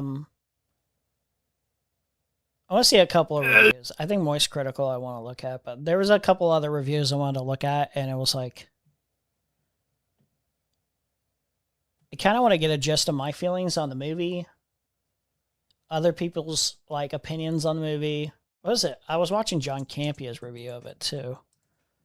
I think there was a couple of things that I disagreed with. You know, where I was like, I can kind of see why you're making this argument, but I don't know if I agree with this. I'll just rant about the movie a little bit. Give me a second though. I'm gonna use the restroom. It was Supergirl. Let me put on a songy song or something. Playlist. Do. Actually, yeah, some people missed this song that I played at the beginning. I like this song. We'll just replay this song, okay? We'll be back in a second.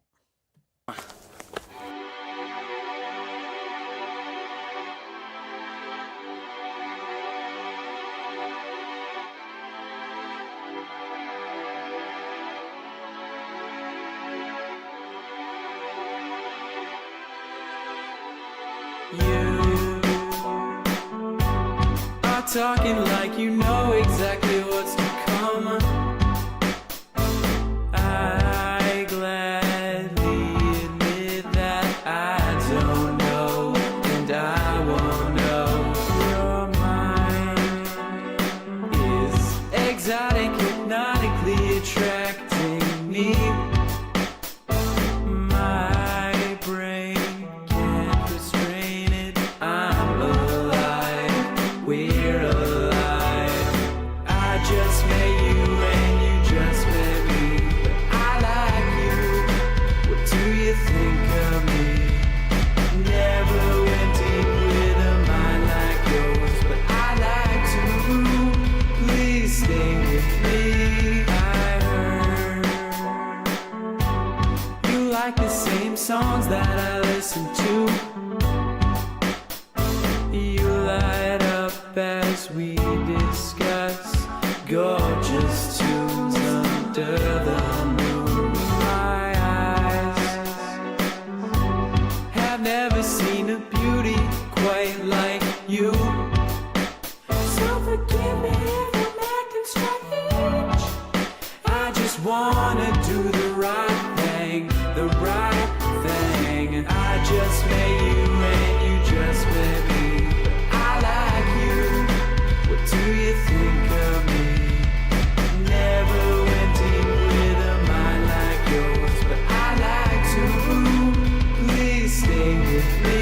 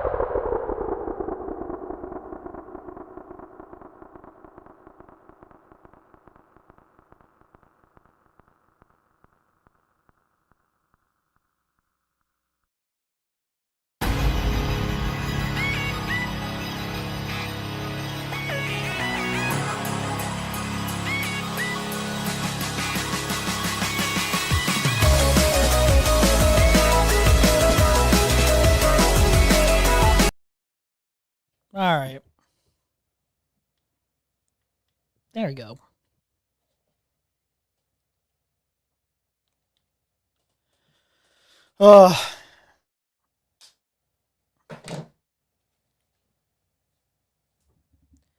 America.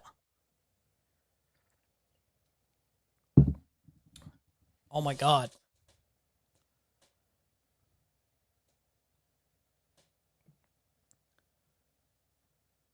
There you go. Cool.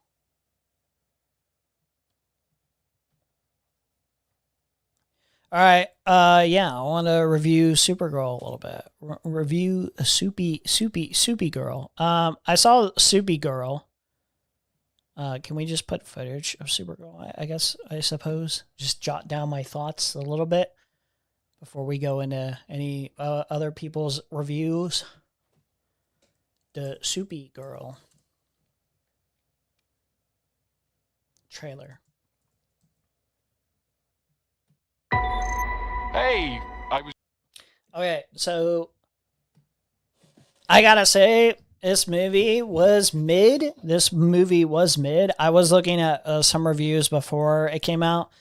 I don't think they colored my perception of the movie, how I received the movie. I don't think this movie was really that bad, but it certainly was not that good. It is a little messy in terms of like where the story structure goes, and it is a little uninspired. It almost feels like a ripoff. Some aspects of the environment and the aesthetic is ripped off of like Guardians of the Galaxy, but kind of like worse. Not that it's like really, really atrocious. It's just like a lesser version.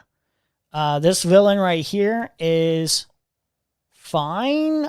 Like it's like a less memorable villain. I don't think the intent was to make this person like a memorable villain.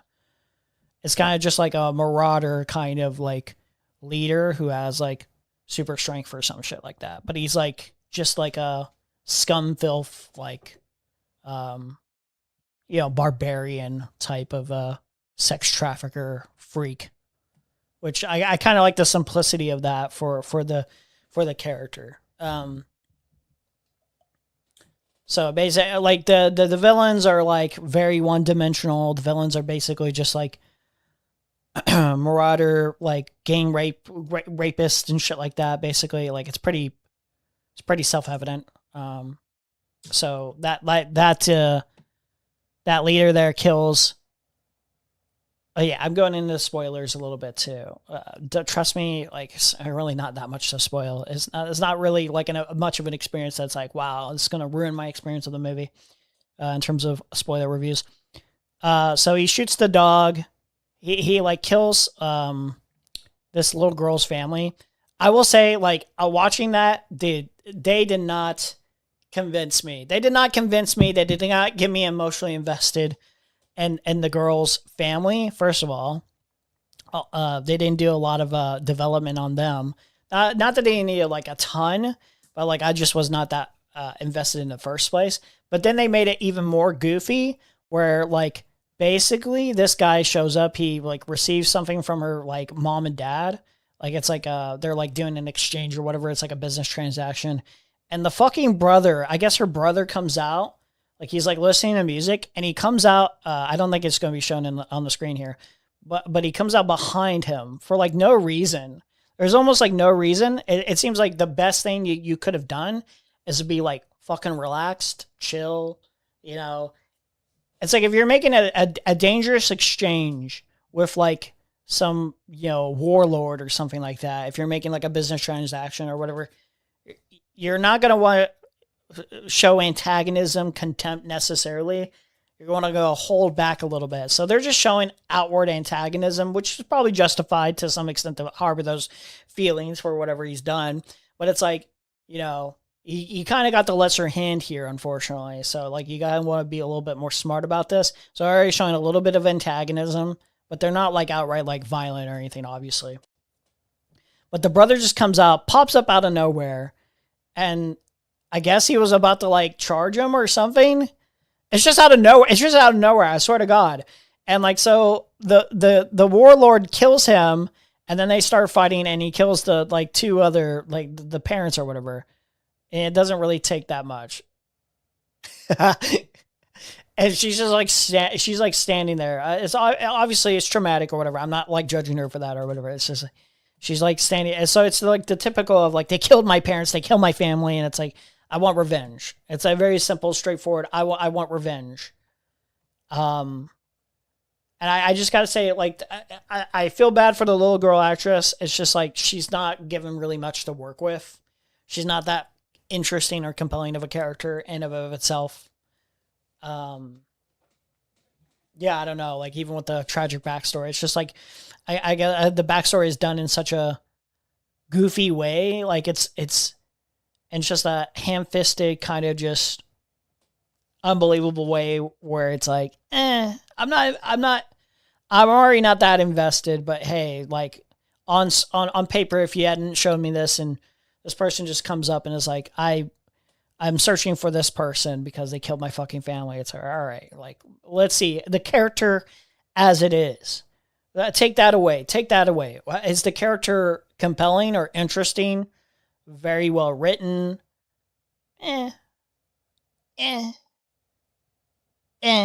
fun.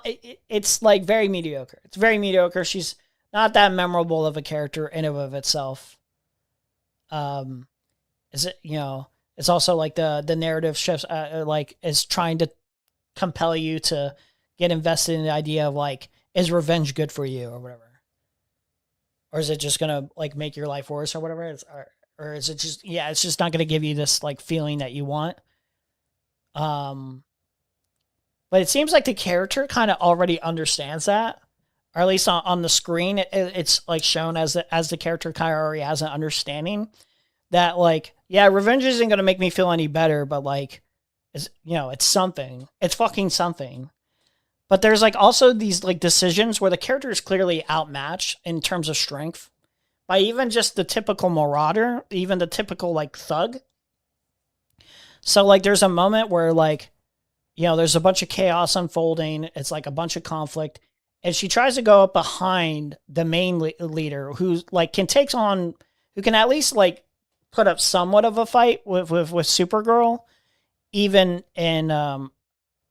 with her full strength with the Yellow Sun. Like, there's a fight. It's not that he's gonna win. It's like he's got like a lot of strength though still. So she tries to like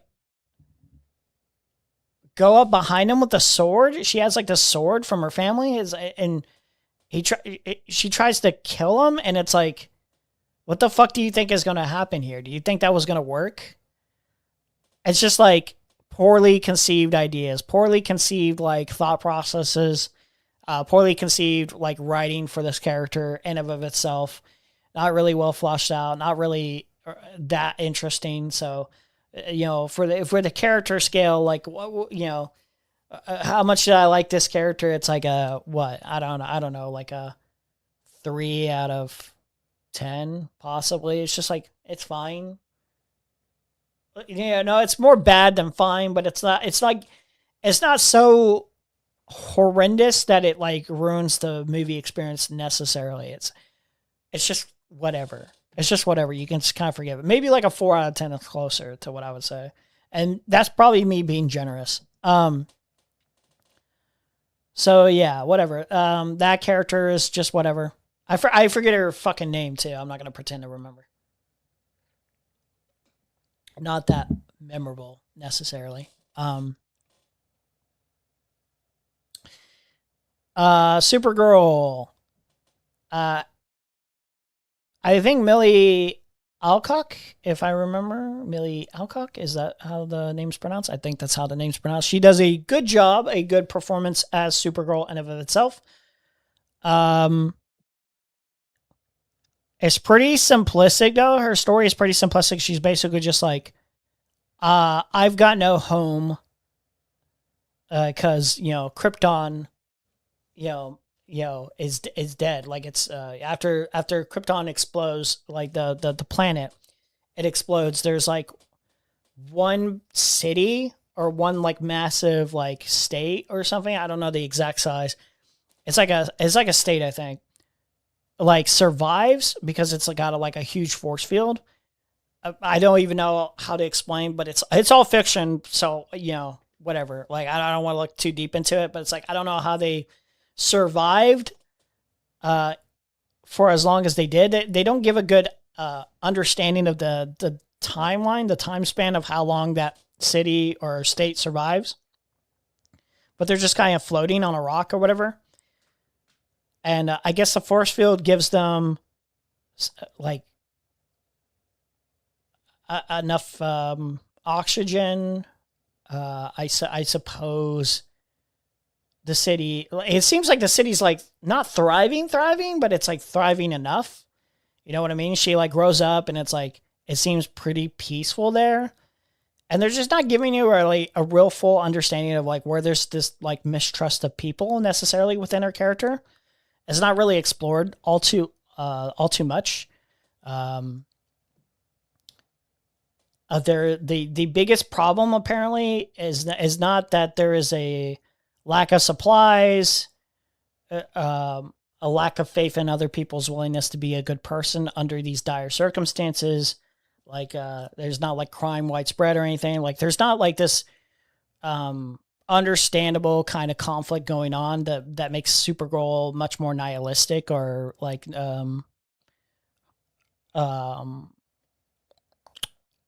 bleak as a person, or with a bleak, person. Yeah. Like the bleakest outlook basically comes from, you know, the inevitable destruction of like the rest of the planet necessarily, which is her home, which is bleak enough, I would suppose, but there's not really enough to garner out of Supergirl where it's like, oh, this warrants this like binging.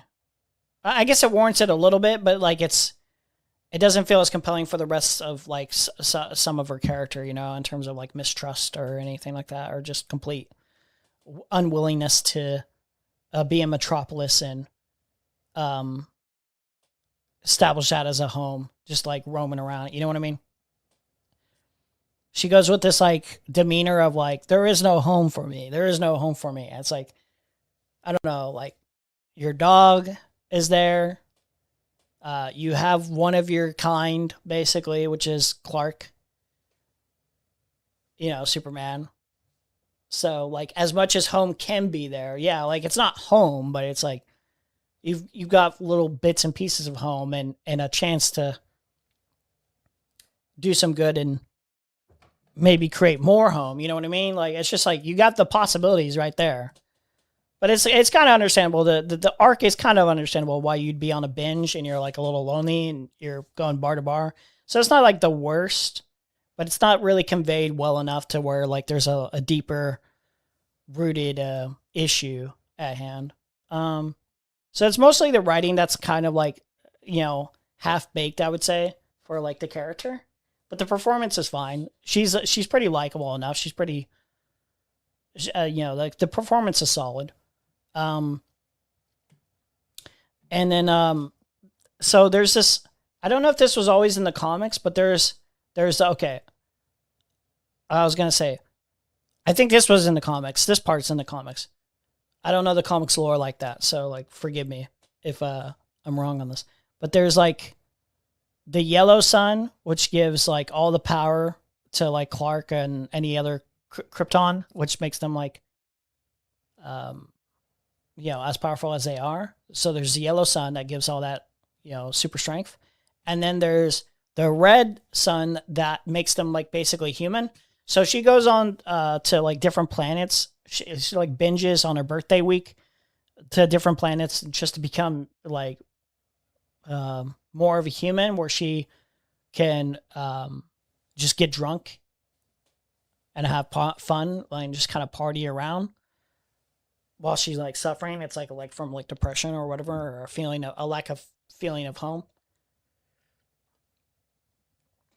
So there's the red sun. There's like the red sun. Yeah. This, you know, a solar energy or whatever.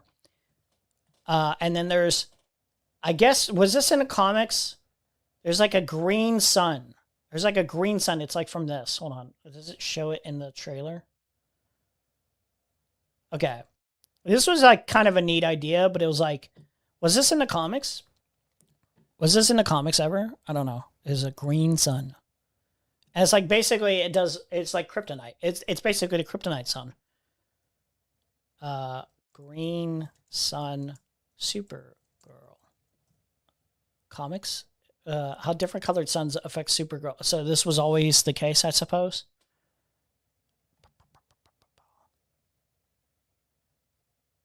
Supergirl, she's exposed to a green sun.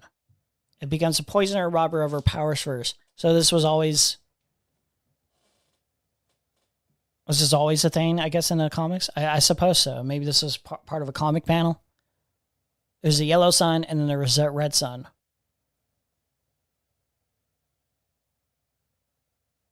Okay. And then there's blue sun. I didn't see a blue sun in this movie. I don't think there's a blue sun. Maybe a blue sun in like future movies or something. Bizarro's twisted version of Earth orbits a blue sun. What does a blue sun do to Kryptonians? It actually gives them all new powers, like Superman Vision, which allows Man of Steel to shoot beams out of his eyes that give regular folks Kryptonian powers. He shoots beams out of his eyes that give regular... Oh, that's cool. That's pretty neat. There's an orange sun. It doesn't strip Superman and Supergirl of their powers, but it does reduce them in half. And then there's the white sun. It's the hottest known sun in the DCU. What it does to Kryptonians is nothing short of making them gods. A white sun will enhance Superman and Supergirl's... Oh, okay. Interesting. I wonder if they're going to utilize any of these different suns within the universe, like future movies or whatever. There's the black sun. One of these robs a Kryptonian of their powers, but not as much of as a red sun. Since black suns emit no solar energy, they literally drain away the powers from a Kryptonian. They don't just stop powering up. They drain them like a battery. Okay. A violet sun. Back in the Bronze Age, under a purple star, a Kryptonian can actually warp reality, creating objects merely with their mind. That's pretty neat. It gives someone from Krypton a mind over matter powers. Yeah, so that's a pretty neat concept. I do like the concept of it, but yeah, it's introduced that, and I think this concept was done well. So it gives you a little bit of stakes where it's like, I don't know. I feel like this could have been utilized better in terms of giving you like higher stakes or better conflict. That maybe like, so like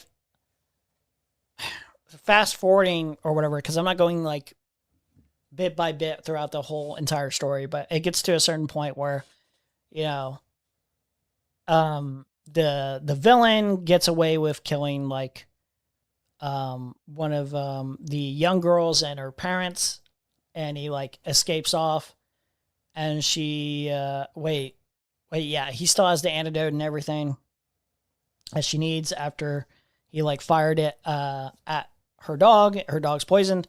She's trying to save her dog, which gives you a little bit of motivation. People said that there wasn't enough development with her dog, that they were like, they didn't get me convinced that they had a good dynamic. Her dog and her had like, they didn't really convince me of the bond. And I was just like, this seems like a bit of a reach. This seems like a bit of a nitpick, because like, I feel like everyone kind of has a general understanding of like the dynamic between a pet owner, like the pet and the owner, the pet owner. And like, just even in the beginning, like you can kind of see the friendly dynamic that they have.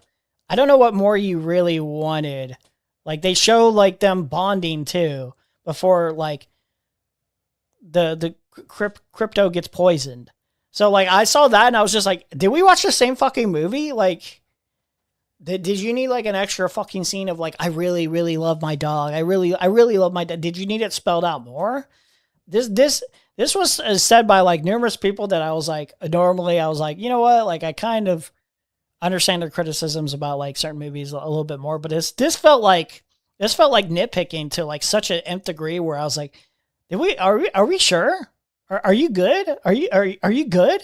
The fuck are you talking about?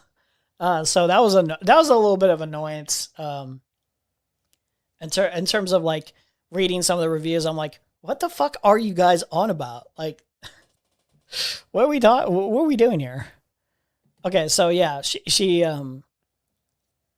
like forces this guy to like basically bring her to where the main villain is, and the planet that like he's on has like a green sun. I don't know how this like conceptually works, but it's pretty neat. I guess the green sun is like the night, maybe. It's like the moon. It's like a replacement. I guess there's a green sun and there's the yellow sun.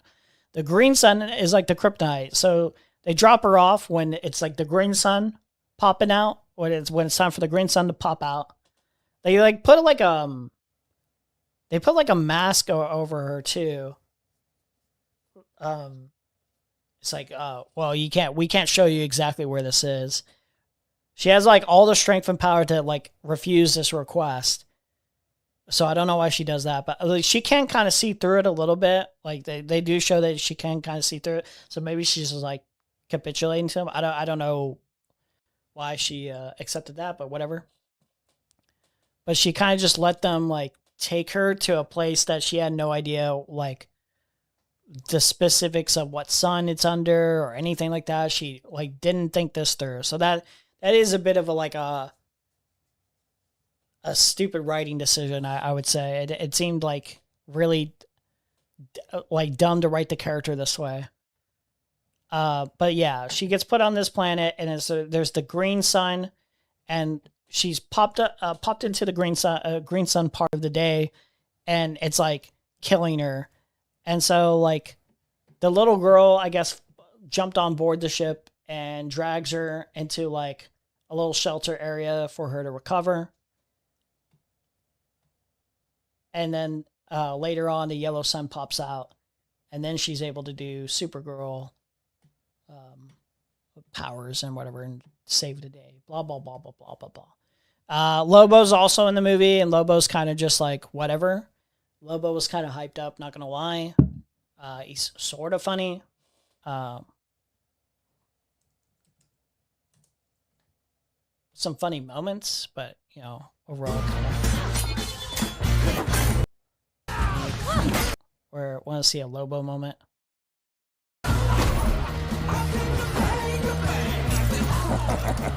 He's pretty cool, but he's just kind of like super goofy. They kind of just use him sparingly here. He's not like an actual character necessarily, even though I think like maybe in the comics he's supposed to be kind of like Deadpoolish, and in the first place he's not taken all too seriously.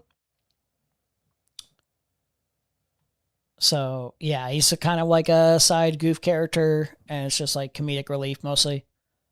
But he also comes in at pivotal moments too, where Supergirl gets hit with like, I guess somebody also asked this question.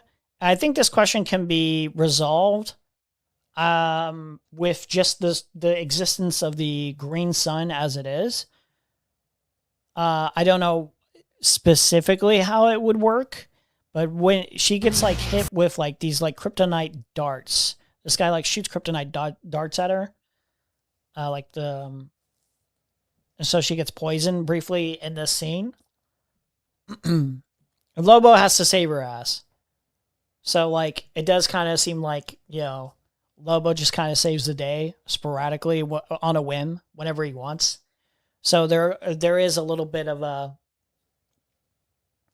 less of a feeling of like Supergirl actually like being able to do what she needs to do. Like it seems like less of a it's like an ex machina kind of thing, you know. It's like you kind of just get saved by the writing a little bit. You kind of get saved by like coincidences or circumstantial things with like the Lobo character, which isn't the worst thing, but it's like, you know, it takes away some of the feeling of like the character's accomplishments. But I guess, yeah, some people complained about him having kryptonite darts, but like they show earlier on that this person's aware that she's like Kryptonian, and it seems like they have a general idea of like the I don't know, like maybe this would have to be explored in future movies or something, but it seems like it's generally well known that Kryptonians are like super powerful during like certain energies in certain suns and stuff like that. So maybe they just did like the amount of research that they needed to develop this like tech, this like weapon. I don't think that's out of the realm of possibility, I suppose, especially if like this is a DCU that's been running for a bit. Like this is like a world that's been running for a bit, and like Superman has been in existence for a while, and then Supergirl, I guess, has been roaming around enough. I don't know, maybe like it seems like it's well common knowledge that Krypton like just like blew up one day or whatever, and I guess like people just have a general, I don't know, like that's not really explained thoroughly. So maybe this is a reasonable critique, but it's kind of, I don't know. It kind of seems they have a well-versed knowledge enough to know what to prep for. And I would imagine it was like, how did you get those darts in the first place? How did you get those? And it's like, I guess something with the green sun, something to do with the green sun. It has to be that. Like, I think it's like explained later on. So like, I saw that in John Campia's review a little bit where it's like, how did this happen? How did this happen? So anyway, what would I think of Supergirl? I think it's very mediocre. I think it is the definition of mid. Is the definition of mid, where you go in, you watch it, and you're like, this is okay. This is literally just almost less than okay. It's kind of like you don't hate your experience watching it, but you're just like, you're not really impressed. You're like, okay, can we do better than this? I think we can do better than this. It's like if you were to watch like early days MCU phase 1. It's like if you were to watch what's a good example? Iron Man 2 or Thor. Like, there's some things in Iron Man 2 that you're like, oh, that's pretty watchable. That's pretty good. I think Iron Man 2 is probably better than Supergirl. I would say that's probably a fair assessment. But it's like closer in that like range of like, this is just kind of mediocre. There's a lot of mediocre writing in Iron Man 2. There's a lot of mediocre setup for certain things in Iron Man 2. Or like Thor. It's like closer to that. It's like closer to that than like a bad movie. Like a really bad movie. Yeah, so let me see. Let's go for Moist Critical's review. Hold on. It's not good, but it's not as... Oh, right, hold on. It's not good, but it's not as bad as like the ginormous super stinkers we've seen DCU fart out in the past. I will say, it is a big step back from Superman, which I enjoyed. This feels like a remnant of... You know, weirdly enough, if I were to look back at Superman, like, maybe this is just me. I don't think I'm being super unfair here, because I don't think I hate Superman. Because I actually quite like it. Superman movie. Yeah. But this is a movie that I think could have been better. But it's not bad. It's not bad. It's not necessarily bad. It's my least favorite James Gunn outing, I think. I do think the fight sequences are better in this than Supergirl, for sure. For sure. For sure, I think that's the case. I do think Superman is better characterized. I think the villain is better. So it's better than Supergirl, but it's closer to like... It's not on the level of good as Iron Man is, the first Iron Man, but... Where would I place this, actually? On the list of pantheons? And there is some, like, writing decisions that I'm not, like, super happy with. And there are some, like, aspects of, like, the CGI and sequences, the fight sequences that I'm like, oh, this is a little mid. I think I remember specifically, like, there was, like, an AI baby or alien baby or some shit like that, too. Took me out of the movie. Oh my god, there was some sequences where I'm like, what the fuck are we doing here with this project?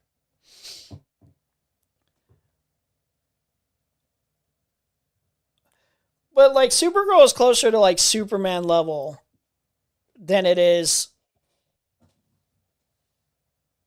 like it's like Superman is better than like Iron Man 2 or Thor, but it's like not much better. It's not much better is what I would say. It's like serviceable. It's pretty serviceable. It's pretty good. It's pretty good start. But it's not a great start. It's like a good start. It's like, okay, I like where we're going. There's things in this that I think like it can take us some really great places. I think the actor you picked for Superman is awesome as well. I think he can do a really good job in the future. But we're not really working with like S-tier material here. We're working like with closer like B-tier material in terms of writing. Superhero films where it's just the CGI smorgasbord, at times some wonky CGI with a very generic standard plot and a very forgettable villain, whom I know by the time credits roll, you'll forget the name of. I didn't. Krim. That's his name. I said it with confidence, chin held high, but then I wasn't exactly sure, so I double-checked. I genuinely forgot the villain's name. I was right. It is Krim of the Yellow Hills. So, rejoice. Like, again, like the memorable villain part, that can be forgiven if the rest of the movie is a little bit more on par. Like Guardians of the Galaxy, the first one, has a very forgettable villain, which is Roman, the Accuser, and I only remember his name because I've seen the movie enough. It has enough rewatchability to where Roman is able to be. I'm able to memorize that part, you know.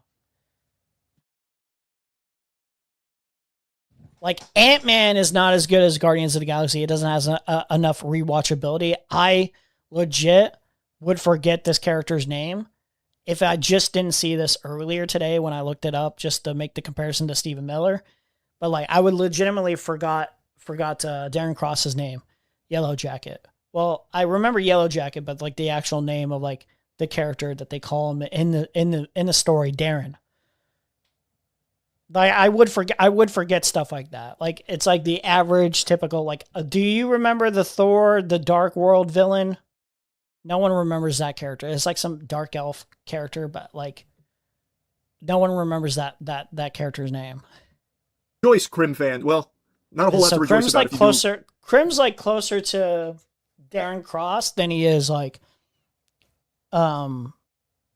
whatever that dark elf's name is in Thor: The Dark World. But you know, that's not really saying much. Like the comic book counterpart of Krim, because in here, he fucking sucks, man. I also think he has less than 20 words to say. Pretty much every time he's on screen, he's doing one of two things. Eating food, like eating cereal out of a bowl or drinking some alien titty milk, or he's doing this.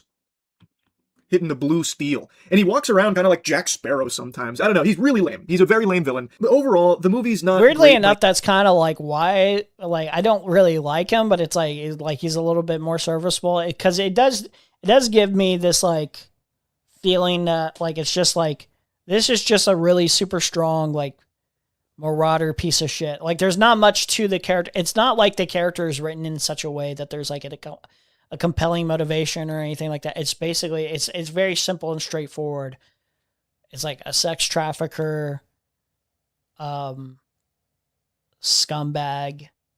Like there's not really much to like. There's not really much to learn. It's pretty straightforward. It's like some drug trafficking cartel, space cartel, leader, with like some super strength or whatever. Any means, but I certainly wouldn't put it side by side. It's very simplistic. Like it doesn't like the character in of itself doesn't really demand much. Maybe in the actual book material, there's like something more compelling from Krim as a character.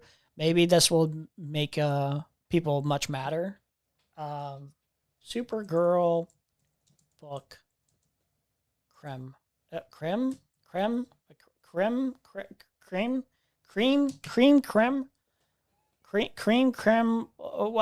in the book? How is Krim in the book? In the bookie book. Supergirl comic. Sorry, not book.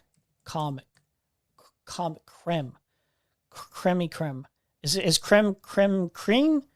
Krim like that. Krim. Krim. Ruthie's like, no, you can't kill him, right? I spelled it wrong. It's not Krim. It's Krem.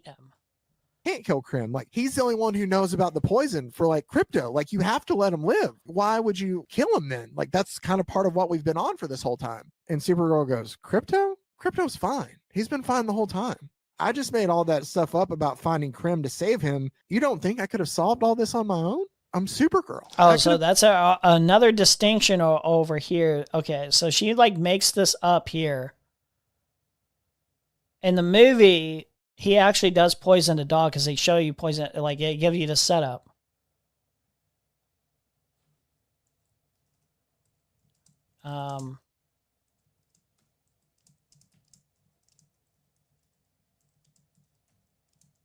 So that's already a big enough distinction here.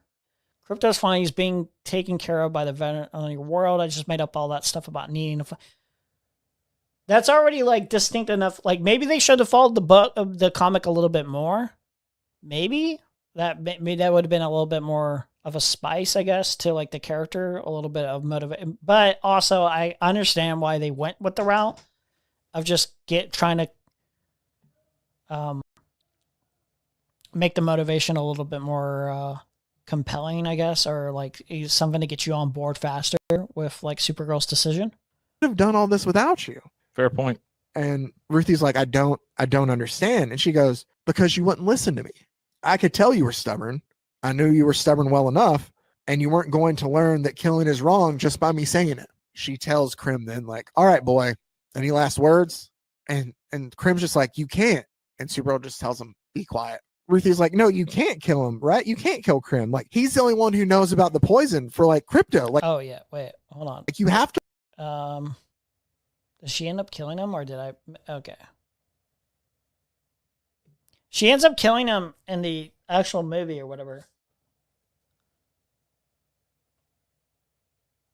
Which the idea is basically revenge is wrong. Revenge is wrong, or revenge is not going to make you feel any better. More specifically,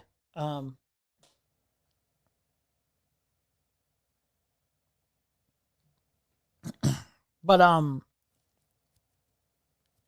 she just ends up killing Krim anyway, and she's like, basically, this is for what you did to my dog and what you did to her family. So I'm not sure how I feel about that. Like, I guess it makes sense because it's like, why would you let that guy live? Ruthie's like, no, you I can't think kill it should have him, been right? done like that. Should have been a little bit more clear. The reason you kill that person is because, I mean, you already killed. Like in the movie, it's pretty clear she like kills a bunch of whole other like all marauders or whatever. So why not kill this guy especially? So why wouldn't she kill him? So it doesn't even make sense in terms of like we're doing revenge, right?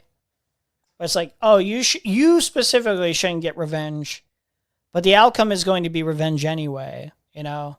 But you specifically should not take revenge on this guy.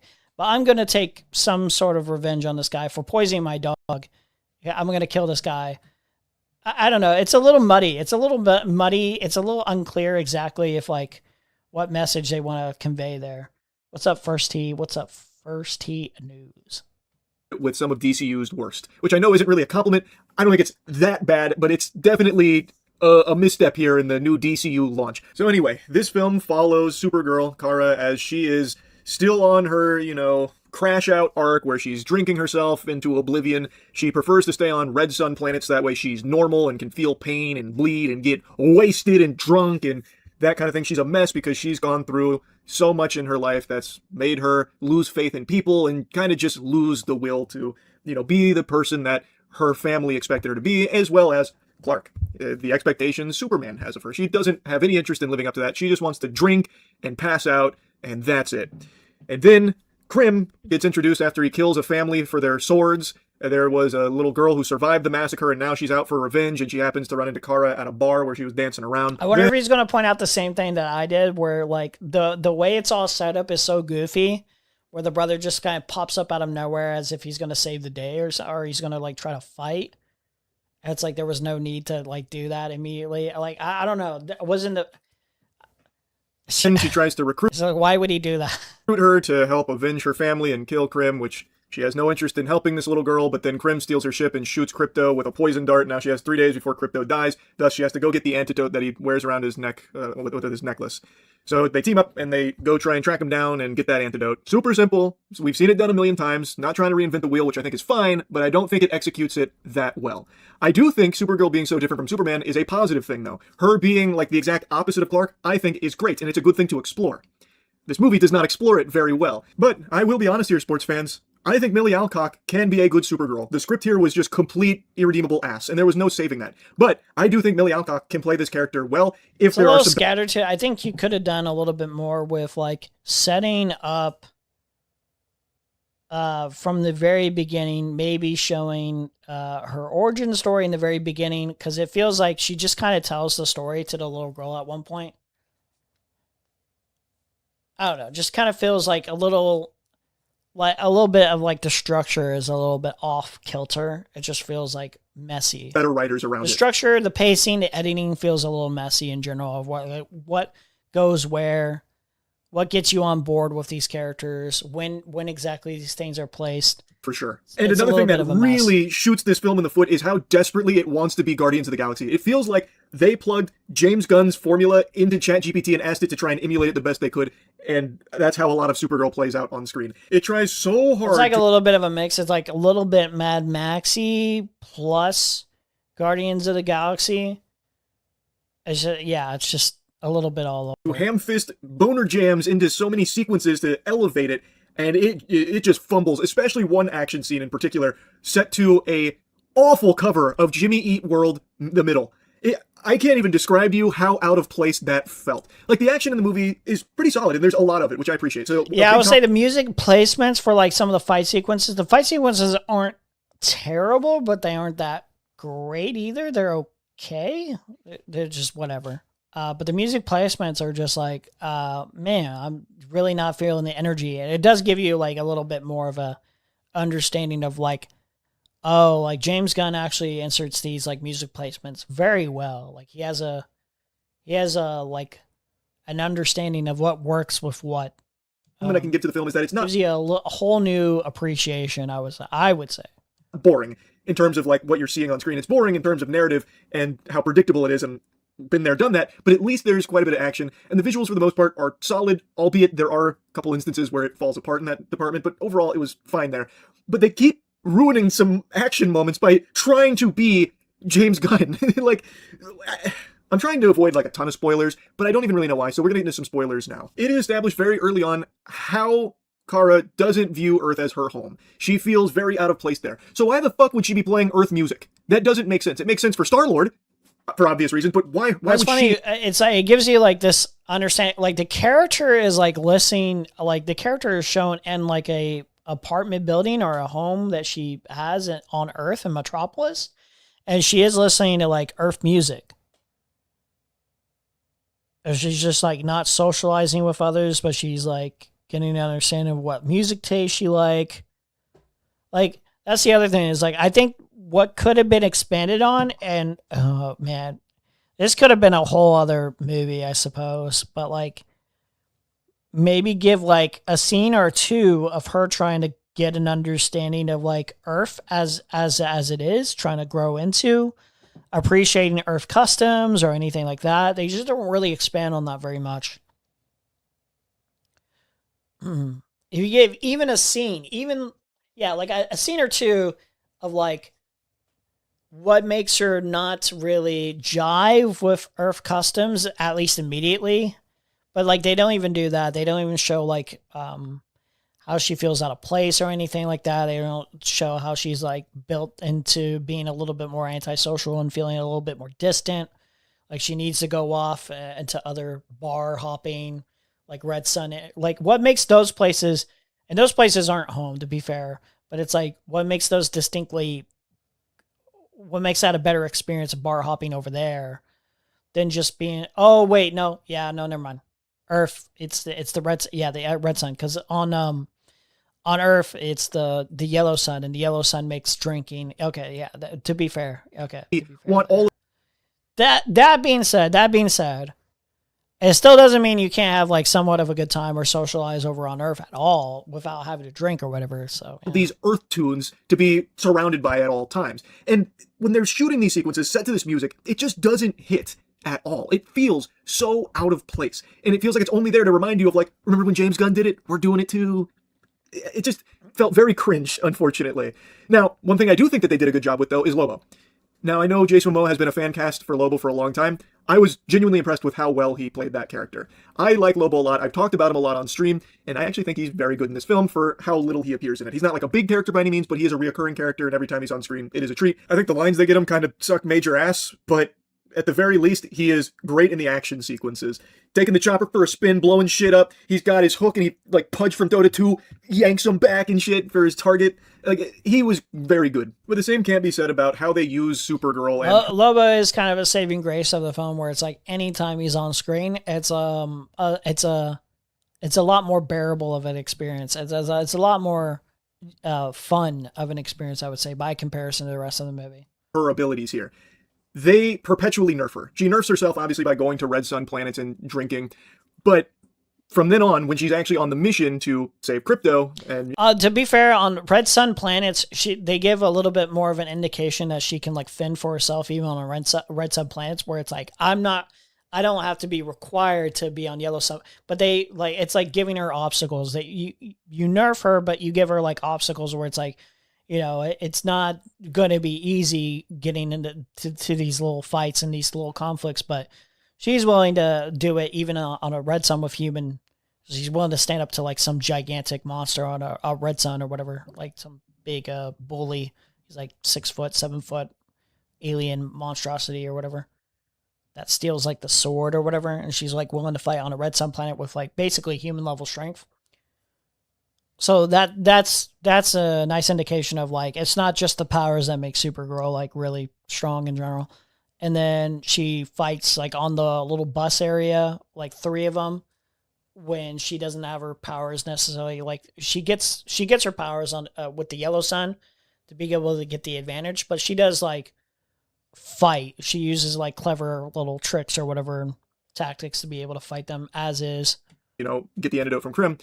The amount of things they had to figure out in order to like diminish her abilities is just almost laughable. So she gets poisoned with a drink while she's, looking for Krim.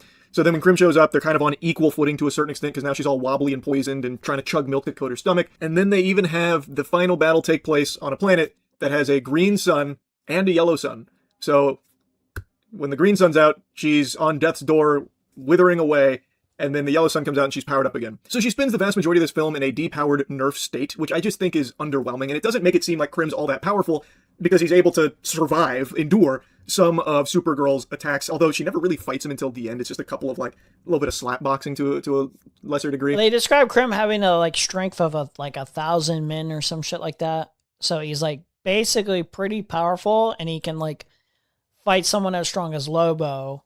And he wouldn't win against Lobo, and he can fight someone against like someone like Supergirl, and he can like take some punches and shit like that, right? He's not gonna win ultimately in a long grand scheme of things, in a real fight, but so he never really like he's not a pussy necessarily in terms of strength. Feels scary or like a big bad. Like he's very unlikable. He's an easily hateable character. He killed an innocent family. He shot a dog. He's kidnapping little girls to make them brides. He's a very bad guy. But he never seems like a really strong villain that's on equal footing with Supergirl or anything. And there's even... Well, to be fair, he's not on equal footing, but he's outmaneuvering at specific times. He's outsmarting. Like, he poisons her because he knows that, like, she's, like, stronger. So he's trying to put it on equal footing. So it's like the villain outsmarting the hero or whatever, getting, like, the advantage, using what's at their means of disposal to be able to do that. He outsmarts again by, having, the Connect bring her to the planet while the green sun is out. He seems to be aware of that. He seems to have planned that. And to be honest, to be quite honest, he would have won putting her on the green when the green sun's out on the planet when the green sun's out.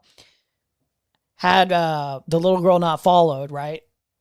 In a sequence where he's not incapable. Clearly, he's clearly like got a little bit enough strategic smarts. While she's poisoned and stumbling around, she starts to get her strength back, so she fights some of the guys, and then Krim escapes. Like Supergirl's like saved by some specific writing choices where it's like the little girl is capable enough where she can like jump up on the ship and not get caught, be able to get off the ship on time to be able to help Supergirl out when the green sun is out, and is about to...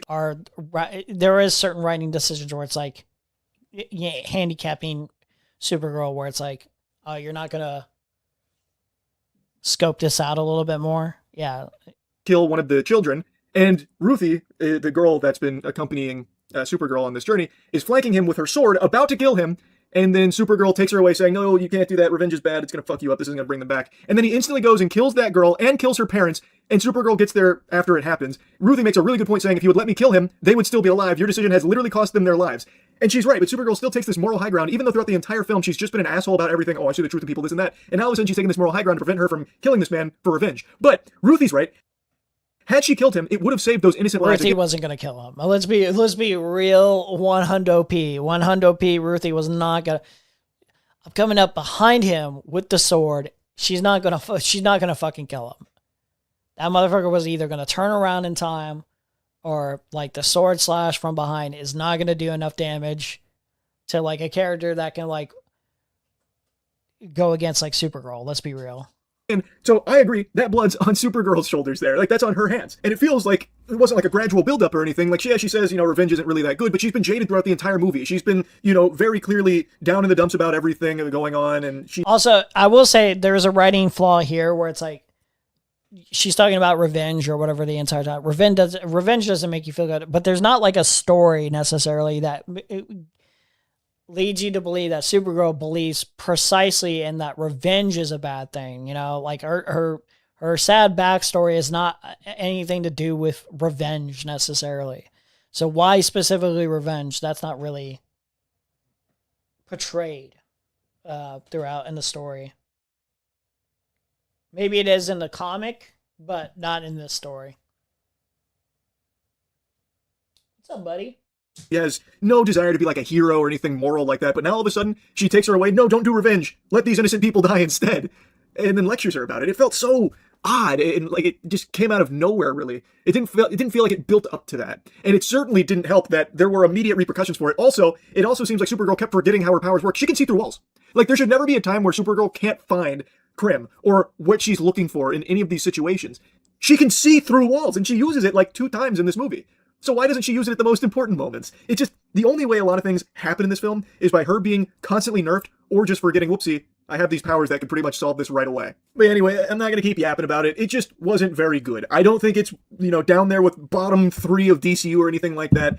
But this definitely isn't where you want to go right after Superman. This is a step backwards for sure. I will say, Supergirl.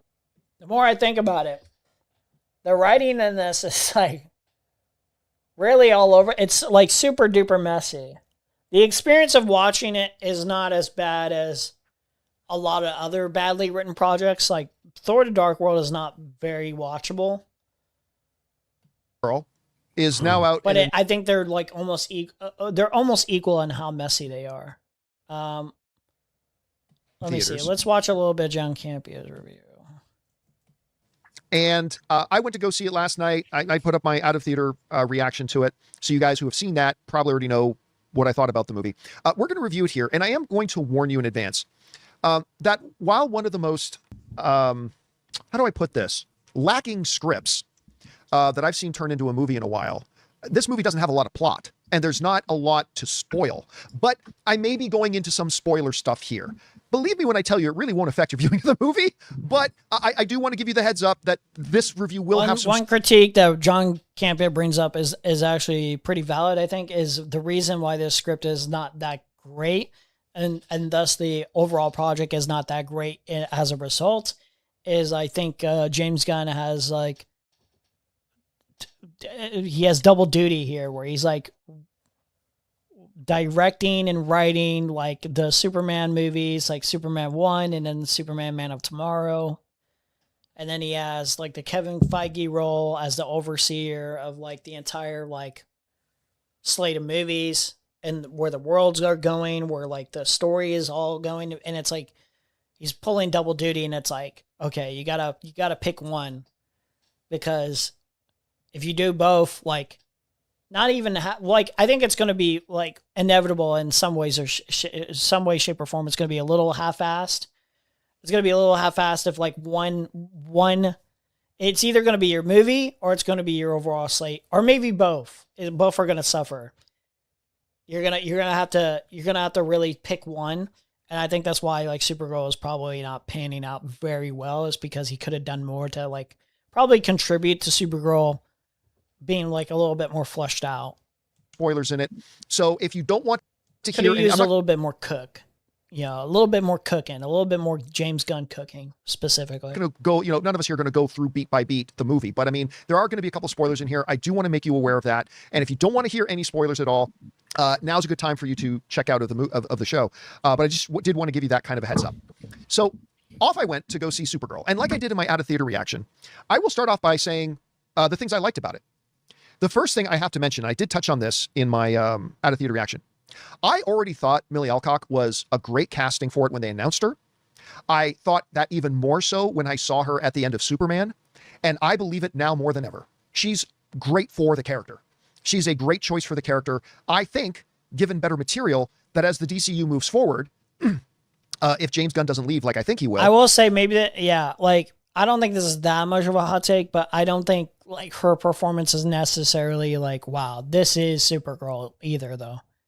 It's good for them. It's good. I think she'll do fine in the future as the role, but it's not like, wow, it's not like this feeling of like RDJ is Iron Man. It does feel like this role could have been done just as well. The performance could have been done just as well by like a numerous amount of different actresses, which isn't like the biggest insult or anything, but it isn't like, I'm just saying like, it's not like the level of performance that you would be like, wow, like I see why they got her necessarily.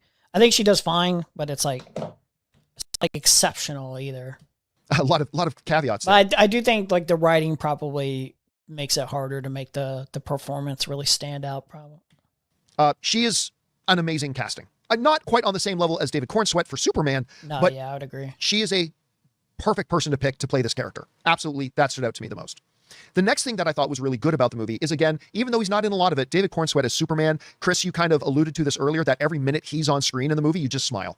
Like, he is just so joyous as Superman that I couldn't help but grin every time he was on screen. Another thing I really... Very wholesome in both movies. Very wholesome character. Very likable. That is Superman. That's just wholesome, nice, relaxed, very patient, understanding guy. Quite liked about the movie was there's a little, as you see in the trailers, there's a bit of backstory to Kara's origin with the city of Argo and things like that from Krypton. And I thought the background stuff they did on Argo was really quite interesting. And I enjoyed that part. It only took up about, I don't know, Chris, correct me if I'm wrong, about 6 minutes of screen time altogether.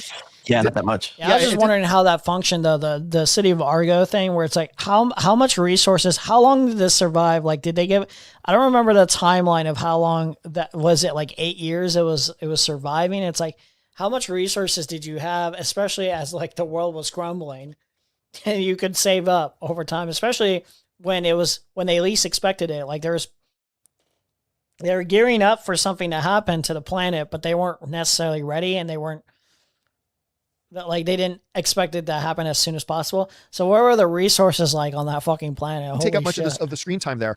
But that whole part of the movie, I thought was a winning formula. I thought that was done really quite well. And I'm pretty sure all the credits were... The Argo stuff could have been done better if you had given a little bit more oomph to like it was fine, but it was like, I wanted a little bit more oomph to the character, to where like this character is a lot more distrustful, right? Or it's like, what was that line? It's like, Clark sees the good in people, I see the truth in them. I was like, well, can we expand on that a little bit more? No, I guess not. Spelled correctly. Yeah, that's the oh man, that's the last positive I have to say about it. So there are pros. And as I said in my out-of-theater reaction, I think this movie is a little bit better than terrible. Like, I don't think the movie overall is completely terrible. It's not Morbius. It's not Madam Web. It's not Kraven the Hunter. It's better than Morbius was fucking awesome. Morbius was awesome slop. Morbius was awesome fucking slop. Dude, hold on. This scene alone, what is it? Dance scene. Dude, this scene alone.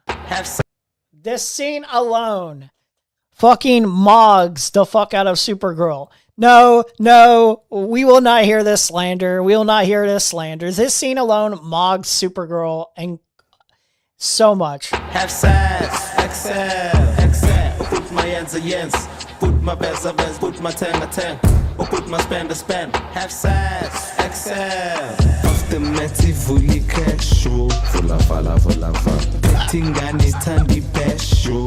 it's so awesome. He's so awesome.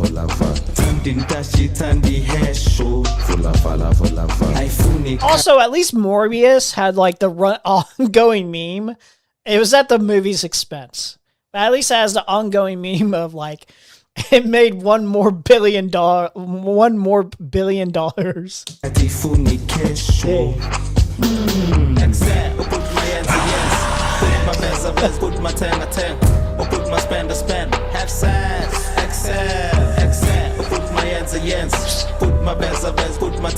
Dude, this is awesome. You cannot lie. This has more aura and swag, and is just funnier than anything in Supergirl. No, there's not a single scene in Supergirl. There's not a single scene. I stand by this too. I'm saying this as like an ironic joke, but also kind of serious. I'm also being kind of serious. This scene is better than like probably 90% of like Supergirl, if not the entire movie. I'm not gonna lie to you guys. I'm not gonna lie to you. I remember watching this in the theater. I was fucking howling. I was howling with laughter. It was so good. James Gunn can't build an entire universe alone. That's my 2 cents. Well, technically, he's not building it alone, to be fair. He literally could, I guess, but I think it would need more time. He needs to pick one. It's like Kevin Feige's not technically doing it all alone, but Kevin Feige is the overall manager. He's the overall guy in charge. Wait, hold on. Wait, are we actually gonna like give like a little bit of a glaze to Morbius? Hold on. Was this scene good? Oh yeah? How's that? You've never met him? You know what? This guy was like, he carried the movie. Anytime the movie was okay, anytime the movie was even okay, it was because of this guy. What else do you need to know? You know, you shouldn't judge someone by how they look. Did your mother teach you any manners? Take me, for example. I may look harmless enough. You think I'm joking?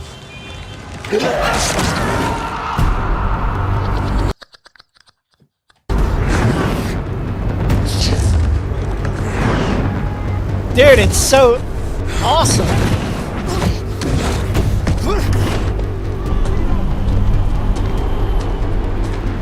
Dude, there's such a charm about these movies, dude. There's such a charm. Got me. You see?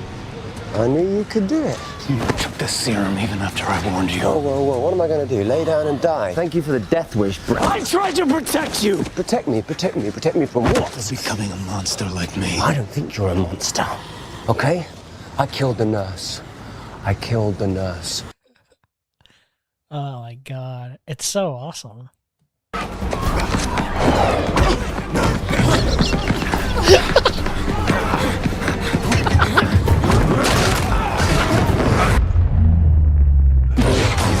Why the slow-mo there?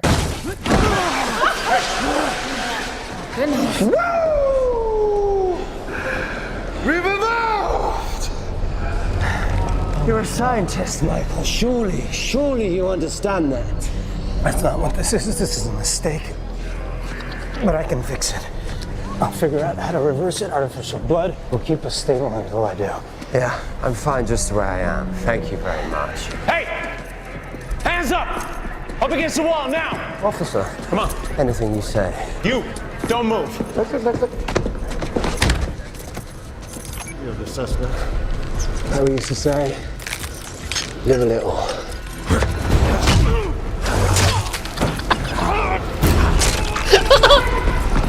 Dude, I don't know why. I don't know why. I can't explain it. I can't explain it to you. It's so good. Those, but it is still decided It's to be a bad dude, film to me. okay. And you guys know. You guys. Actually, you know what? Hot take. I'd rather a movie like Morbius be made than Supergirl. Okay? Any positives at this point of Supergirl?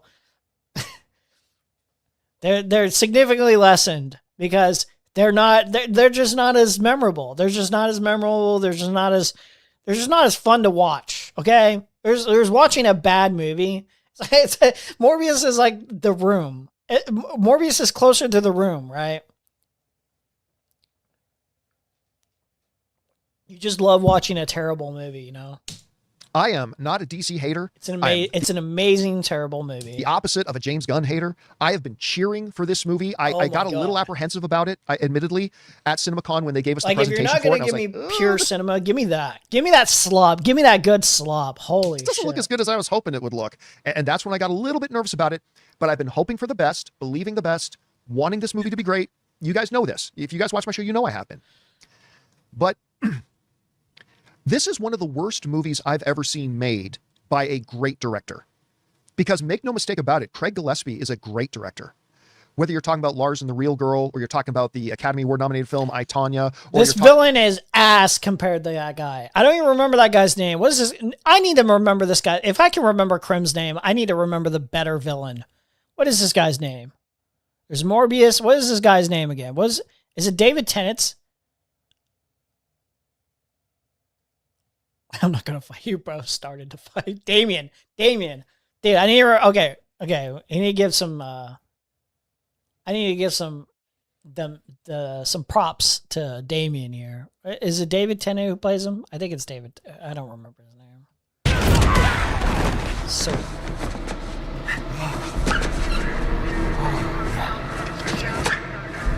Dude, it's awesome. I'm sorry. Morbius praise. Morbius needs to be appreciated much more for the terrible, amazing schlock that it is.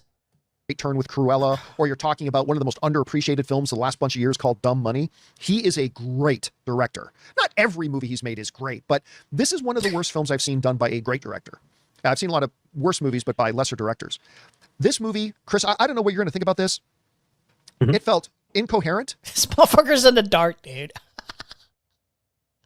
His motherfucker, his lighting is bad. Chris, I don't know what you're going to think about this. Poor soul, poor Rob here. He's in a deep dark. He has to put the flashlight It up. felt incoherent. It felt disjointed. The flashlight. Yes, I agree on that. It felt like there was no flow to the story. Yep. What happened? What happened? Was there a blackout? Things I said. I've been really dying to ask somebody else who's seen the movie this. You guys know from the trailers that Crypto gets poisoned. And one of the big motivating things in the entire movie is that Kara's going to try to get the antidote to save Crypto. The problem was Crypto gets poisoned really early. Before you see the connection. Exactly. And then later That's in the not movie, true. This is just not true. What the fuck are both of you talking about? What the fuck are both of you talking about? Isn't there a montage? Is there a montage of Supergirl hanging out with... What the fuck are you on about? This is the dumbest criticism for a bad movie especially. Supergirl, Crypto,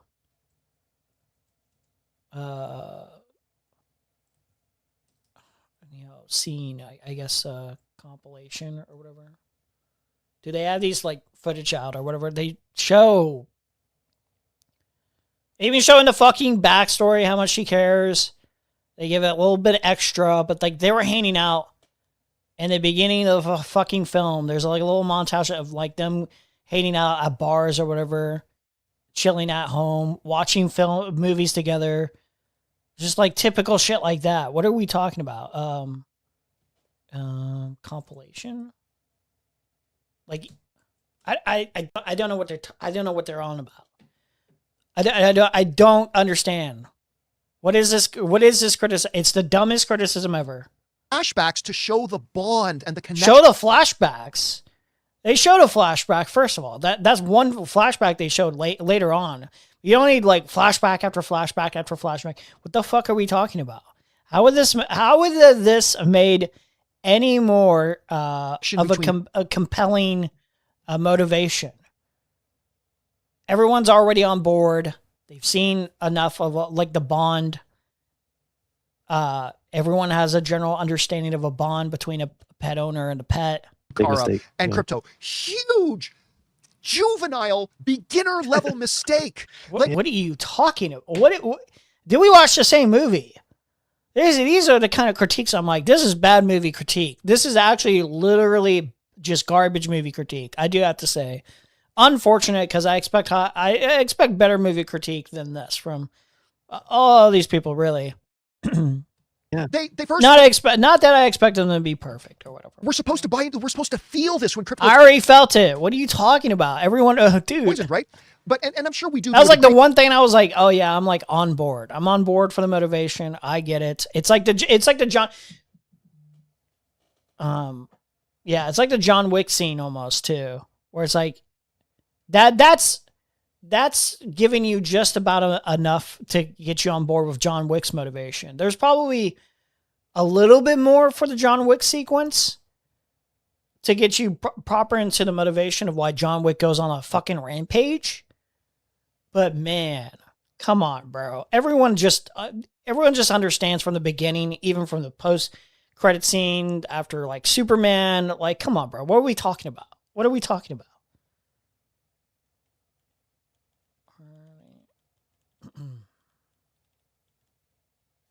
Because we already know crypto from Superman, but Yeah. they do that first and then later set up why it's so important to Karen. No. You don't need flashbacks to set up you don't need flashbacks to set up. The flashback explains to me why I should care about the dog. No, you can understand why why Supergirl would care about the dog just from the beginning intro sequences of her hanging out with her dog. You can get the implication that she met the dog on their planet before it got destroyed completely, all the way destroyed completely. You don't need anything more. What are we talking about? What is Blood on about? Or Bond, and it robbed the movie of that big emotional hook. No, it didn't. No, it absolutely did not. Because they didn't get us invested in their relationship. I'm going crazy a little bit because this is just like, it's like I would agree primarily with the like full review from most of these people, basically, where it's just like, yeah, the movie is just not that great. There's a lot of critiques that I'm sure I would agree with. But it's like critiques like this where it's just like, dude, we're like hyper nitpicking, and we're not even nitpicking correctly here. We're not even really meaningfully nitpicking. It's like, dude, what are we? What? Relationship before crypto gets poisoned. Some of these people will say like just fucking anything too. I hope some of my criticism isn't as fucking bad as this. I feel like I try to be like a little fair. Almost a little too fair in terms of criticism, where I'm like, you know what? I can kind of see why the writer made that decision. That I can see why some of this is a little bit messy. I can see what they were going for, but it's like, what the fuck is this? What the fuck is this? Yeah. And to me, that was a bad thing. And I'll say this too. This movie, I will go down always remembering it as Craig Gillespie trying to do a bad James Gunn impersonation. Yeah. That's fair. That's fair. Yeah. That's fair. That's true. I felt like that's true. That's true. That's true. That's true. That's true. That's true. That's true. You know, that's true. That's true. That's real. That's true. That's true. That's true.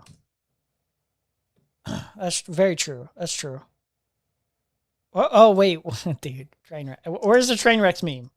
Train wrecks meme. That's true.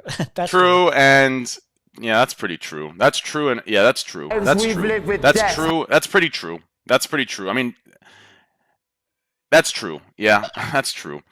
That's true. That's fucking true. Yeah. That's how it is, dude. Yeah, you kind of get it. You kind of get it. That's true. That's true. Like he stepped in there and tried to impress James Gunn by making it very James Gunn-like, and that was a mistake. And Daddy wasn't there anyway because he's off making Man of Tomorrow, which is something else I'll complain about in a second. And the music choices, were terrible. Yeah. Like this, the needle drops are not good. It really makes you appreciate James Gunn and how he pulls it off. And can I ask a question? Let me ask this question, Chris. Why, in some dive bar in a far end of the galaxy, is a lounge singer singing classic 80s Earth songs? No. Okay, and then if we just head into other territories of nitpick where it's like, I think it's because like the worse a movie is or the more mediocre a movie is, people like go out of their way to make these nitpicks they would never fucking make if the movie had higher quality. And it's like one of those nitpicks that's like super fucking annoying too, where it's just like there's a suspension of disbelief where like maybe some of these choices are made because and this is partly a problem of like not having a full understanding of the full scope of the DCU, especially at its beginning stages, where it's like, okay, if Supergirl has a ship, they're going to complain about this too. Supergirl has a ship. How did she make a ship? Well, we're in the DCU. I would imagine the DCU has been established for quite a while. Batman's probably in his like later prime years. I don't know. Like there's a lot of crazy shit going on constantly in the DCU. You would imagine that they have enough resources on Earth or whatever if she needed to make a ship, especially since Superman has enough technological resources. He has the Fortress of Solitude already. I would imagine she probably made a ship to go on to different planets at different times or whatever, explore the galaxy. This gives you a little bit more room for like some time of like, yeah, there's tons of resources here. I would imagine maybe they've made enough space, enough intergalactic space,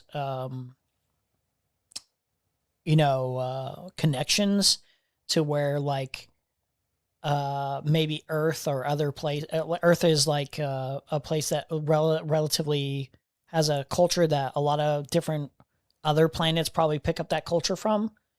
I feel like this is pretty. I feel like this is pretty relatively understandable. This is like one of those nitpicks where it's like, well, you could see how that happens maybe. So we're just kind of going off the presumption of like, how did they understand? How are they playing these like old dive bar music or old 80s tracks? Like, how do they have the Earth culture? It's like, well, I would imagine there's probably enough Earth culture gathered from like other tourists, other different interconnected, maybe like the internet, and I don't know. I couldn't explain it to you exactly, but like there's enough to get a presumption of like, well, I'm sure the culture has been influential in one way, shape, or form. I don't know. It's true. I'm like, what the hell is this? That is so true. It's so bad. And guys, just I gave you the heads up, but these are the two little spoilers I'm going to give. One isn't important. One kind of is important, but okay. This is not a problem throughout the whole film, but it represents the small choices that were all wrong. At one point, you see in the trailers, Clem of the Yellow Hills. Is it Clem? Clef? Cletus? Crem. Yeah. Fuck boy. That's what he is. So kneeling down in front of Kara and going, and this is a good line. This is a good line. This is the best line in the movie. Your eyes are beautiful when you cry. Much pain. It's a good line. That's a good line. Only good line in the movie. That's a very good line. But in that, you see... I wouldn't say that, but yeah, it's a good line. There's like the black lines in her neck, which is the common comic book visual. Oh, yeah, he's going to say like, how did they get the... Yeah, it's just like, there's an inference you can make from like all these little nitpicks too. The inference is the DCU has been around for a while. Maybe Superman has actually traveled to other different places too. Maybe this isn't just Supergirl. Maybe Superman has explored different places as well in the universe. Earth culture is spread around enough. Like that is the problem where it's just like, this is more of a universe. This is like a universe problem more than it is like the movie in of itself's problem, which is technically part of the universe. You kind of do want to explain some of these things a little bit for people to be more on board. But I feel like these are things that like you can infer. Like these are like like you can get a general understanding of like, okay, like they're aware of Kryptonians. They're aware of the history of the planet. They're aware of like what weaknesses that they have potentially. How exactly that is not exactly known, but maybe these are things that can be cleared up. Do they need to be cleared up necessarily? Maybe this is just common knowledge passed around. So it's basically just the nitpick of like, well, how did they figure this out? How did they figure this out? And it's like, yeah, I don't know, but like, you should probably just understand that it's like the inference is that it's common knowledge. They don't really hide the fact that they're aware of the fact that Supergirl is Kryptonian. They seem to have an understanding of like what race she is, what power she has. Poison or whatever. I saw a lot of people online well before the movie came out guess that somehow she's in the presence of kryptonite. Okay, so this is a minor spoiler, but yeah, kryptonite is the green sun, and this is in the comics especially. The thing that leads to that moment where he says, "Your eyes are beautiful," and he shoots her with kryptonite darts. That's mean. Why does he have kryptonite darts? Yeah, does The it? green sun. It's the green sun. It can be inferred. Maybe kryptonite doesn't come from the green sun. So maybe like there's a little bit more to the criticism here. Can kryptonite come from the green sun? Is there like a comics thing that would explain why kryptonite doesn't come? Is it...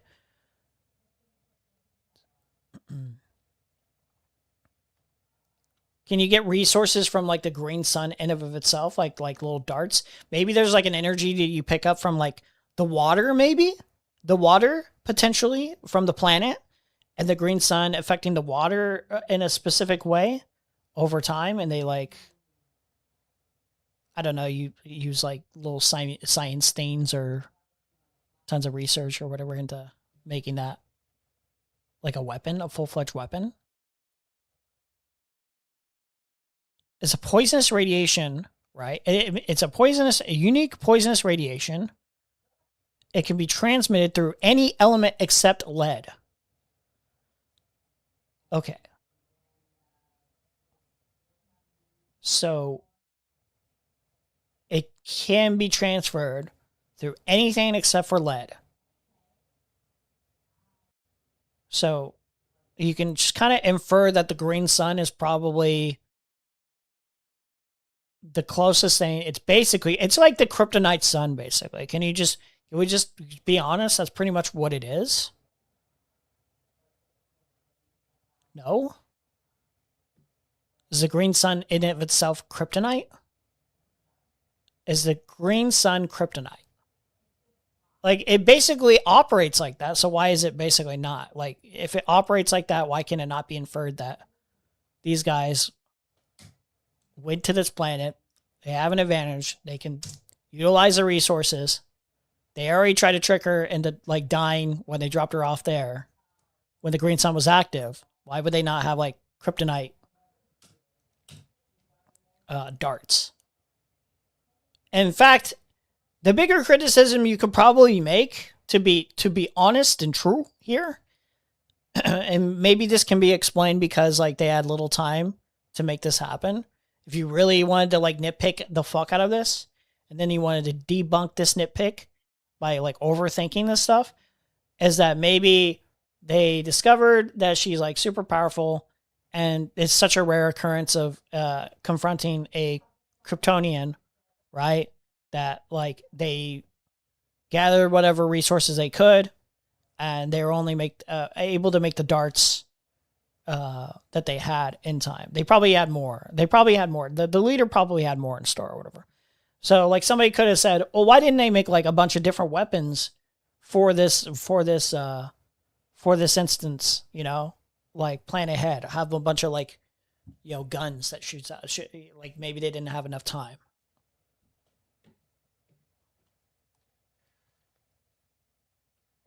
You see how fucking annoying it is to nitpick like every little aspect, where it's like maybe you could just do like a general inference of like the basic setup of like where the location is, what they already tell you. You see how they have to over fucking think things? It's kind of obnoxious, is it not? The way the universe is set up. There's only 2 Kryptonians out there that they don't even know about. And he goes, oh, no, they actually do. They actually do know about Kryptonians. They specifically say that they know about Kryptonians. What the fuck are you talking about? I remember this. I remember because I watched the film and I took note of this. I'm saving these for you. Yep, what he the said that. fuck do you mean you've been saving? How does that make any sense? It makes sense because he was made aware of who's following him, what kind of power set that they had. Yes. Yeah. At all. And how did you just magically come up with kryptonite darts?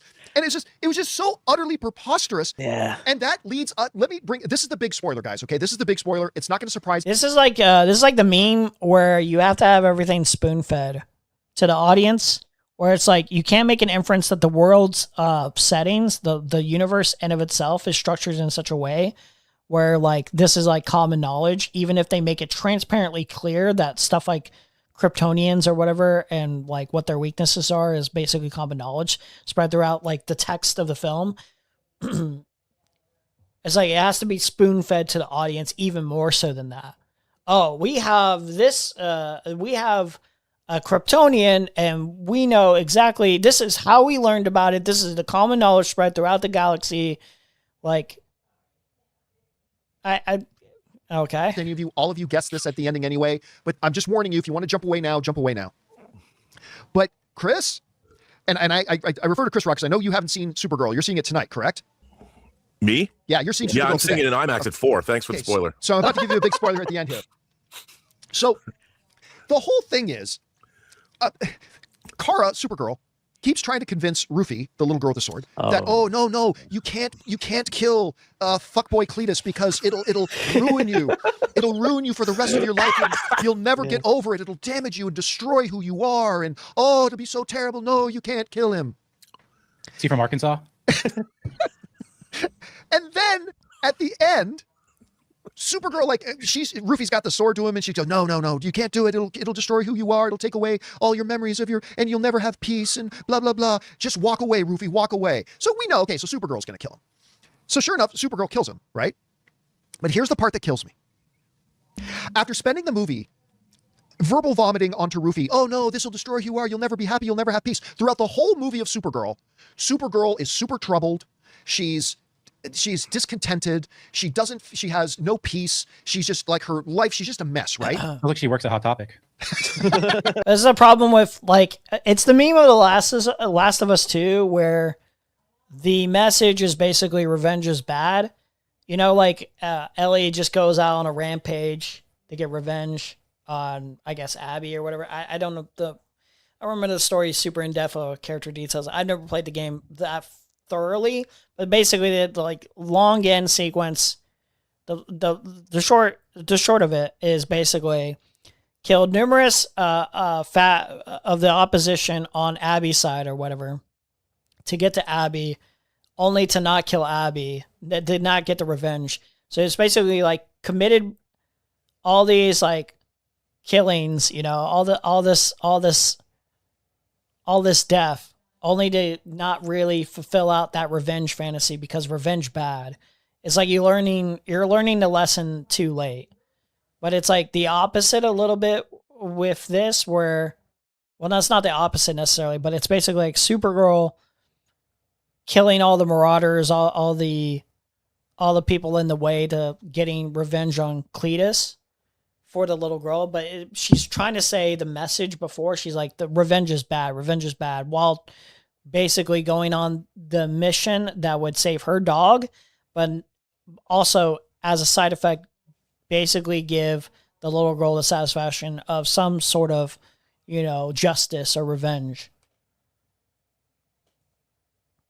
It's probably closer to the idea that, like, I guess maybe the idea was, let's try to make this moment more about justice for his overall actions, her killing him, than revenge specifically for the little girl. Like, the revenge is going to be hollow. The specific act of killing this person is going to be a little bit more hollow, you know, instead of fulfilling out, like, this is your just desserts. This is justice for, like, all the harm you brought in general. You know what I mean? So, like, I don't think, like, Supergirl necessarily killing Cletus is just about, you know, Cletus poisoning her dog, obviously, because she says it's for, like, numerous different things. It's more about, like, him in his wake of destruction. So I don't even know if I don't think it's communicated very well, to be fair, but I don't really feel like this is probably that compelling of a critique overall, where, like, the message of revenge is diluted necessarily, because she does stop, like, the little girl from committing the specific act of revenge for, you know, the suffering of like the death of her family, right? He just described everybody that works on a topic. But then Chris, she kills him at the end, right? Yeah. And then goes home to Earth and is talking with Superman. And she is the most at peace and content. And like that was her action wasn't necessarily revenge. I think this isn't communicated properly. There's a misunderstanding here because the act isn't necessarily revenge. It's just, it's closer to justice. Is it not, like for the wake of destruction? Because it's not like she's just talking about you poisoned my dog, so I'm going to fucking kill you. It's not even hypocritical in nature. It's basically like, does this make sense, guys? I think this makes sense where like the action of taking this guy's life isn't just about like a personal thing. It's about a wake of destruction overall. It's like if you were to kill, say, it's like hypothetically, if you were to kill a certain person, for a very specific thing done to you and your family, but like they leave a wake of destruction to the world necessarily. Okay. Just hypothetical, imaginary hypothetical. Okay. But you're doing it for the sole purposes of what happened to you, not for what happened to everyone else. It's more about you. If you make it more about you and what happened to you, it's not healthy. It's not going to do anything necessarily speaking. It's just not going to make anything better. It's like the purposes of committing the action. You know what I mean? It's more about why you're committing the action. Happy and now has her life together and now understands what she wants to do with her life as the result of killing the guy that she spent the whole movie telling Ruthie, oh no, it'll destroy who you are, when killing him is what actually fixes all of her problems. That doesn't fix her problems. I think she resolves her problems before any of this, before the action of killing him. I don't think the action of killing Cletus really fixed anything for her in terms of the overall problems. I think that was over the course of the story. It didn't have anything to do with specifically killing the guy that fixed any of Supergirl's problems. That doesn't make sense. It was so badly contrived, so badly executed. And again, the dialogue is horrible throughout the movie, other than your eyes are beautiful when you cry. That's a great line. I'll never take that away from it. It had all the hallmarks of a first-time screenwriter, at least a first-time screenwriter for a major motion picture. You shouldn't do first times on tentpoles. Lobo was good, but even with Lobo, they went a little bit too hammy at times. So I walked out very disappointed in the film. Very disappointed in them. And look, I'm a DC fan. I want to see some of the comments there. Is there anyone pinpointing some of these critiques out, or are they just...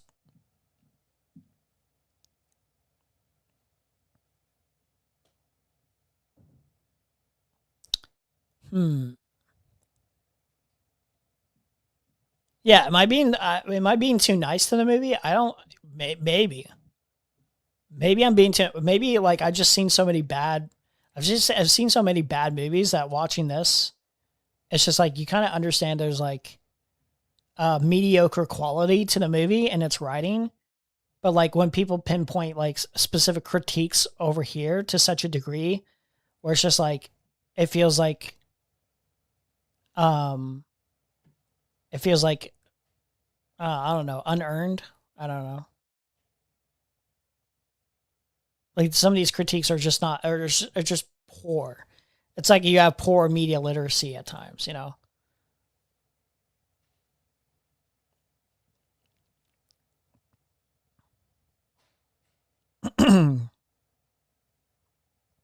Yeah, I don't see anyone pointing out some of the bad critiques.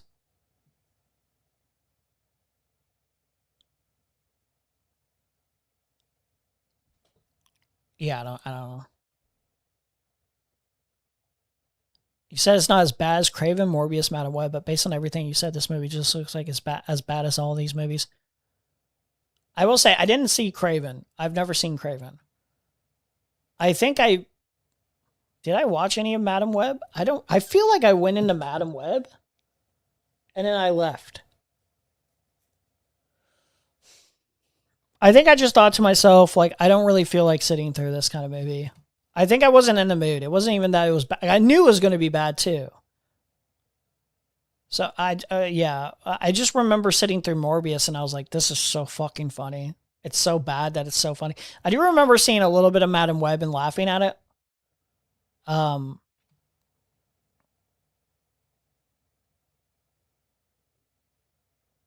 Yeah, I would say it this way. I would rather sit through. This is probably more scathing than anything these people have actually said about the movie. I actually genuinely probably would rather sit through a Morbius than I would sit through a Supergirl, even though I think Supergirl is on a technical level a better film. And cheering for the DCU, I'm a big James Gunn supporter, but James Gunn has to decide whether he wants to direct movies or be the CEO of the company. Because here's a little fact. Rob, did you know that out of all the major sport leagues, NFL, NHL, NBL, NBA, not one, in any of the leagues, not one team has a person who's both the coach and the general manager. I'd rather sit through Morbius than Thor: The Dark World also, where it's just like, this is super mediocre and like bad in a bland way. I did not know that. There used to be, but they realized you can't, because you can't do both jobs properly. You got to pick a job, because both jobs are full-time jobs. And James Gunn's got to decide whether he wants to direct all of the DC stuff or whether he's going to be the CEO, because he can't do both. Anyway, Chris, that's me. I've gone on long enough about that. You've seen the movie yourself. Yes, you and yes, I have not talked about this. No. What did you think of Supergirl? I, like you, came out disappointed. I don't think this movie made me scared for the future of DC. I'm still super excited for Man of Tomorrow, and even like you, Millie Alcock, I think she's great in the role, and her herself as the character, I want to see more of it. I'm excited what she'll do in Man of Tomorrow because James Gunn's. I've got like literally no reason to believe, and this sounds like super cynical. I got no reason to believe that like either positive or negative for the future of like DCU stuff with James Gunn at the helm. Even based off these two movies, I got no reason to believe that there's going to be like massively great reception to like the future of any of these other projects, or there's going to be like huge negative reception. I think the best projects, unironically though, hold on, can we do this? Movie tier list.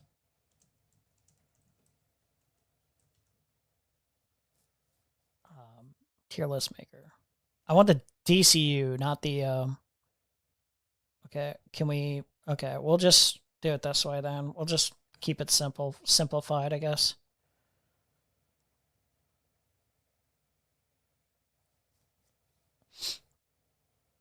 Am I counting wait, no, I'm counting these. Well, hold on. We're just doing DCU, not the Batman stuff.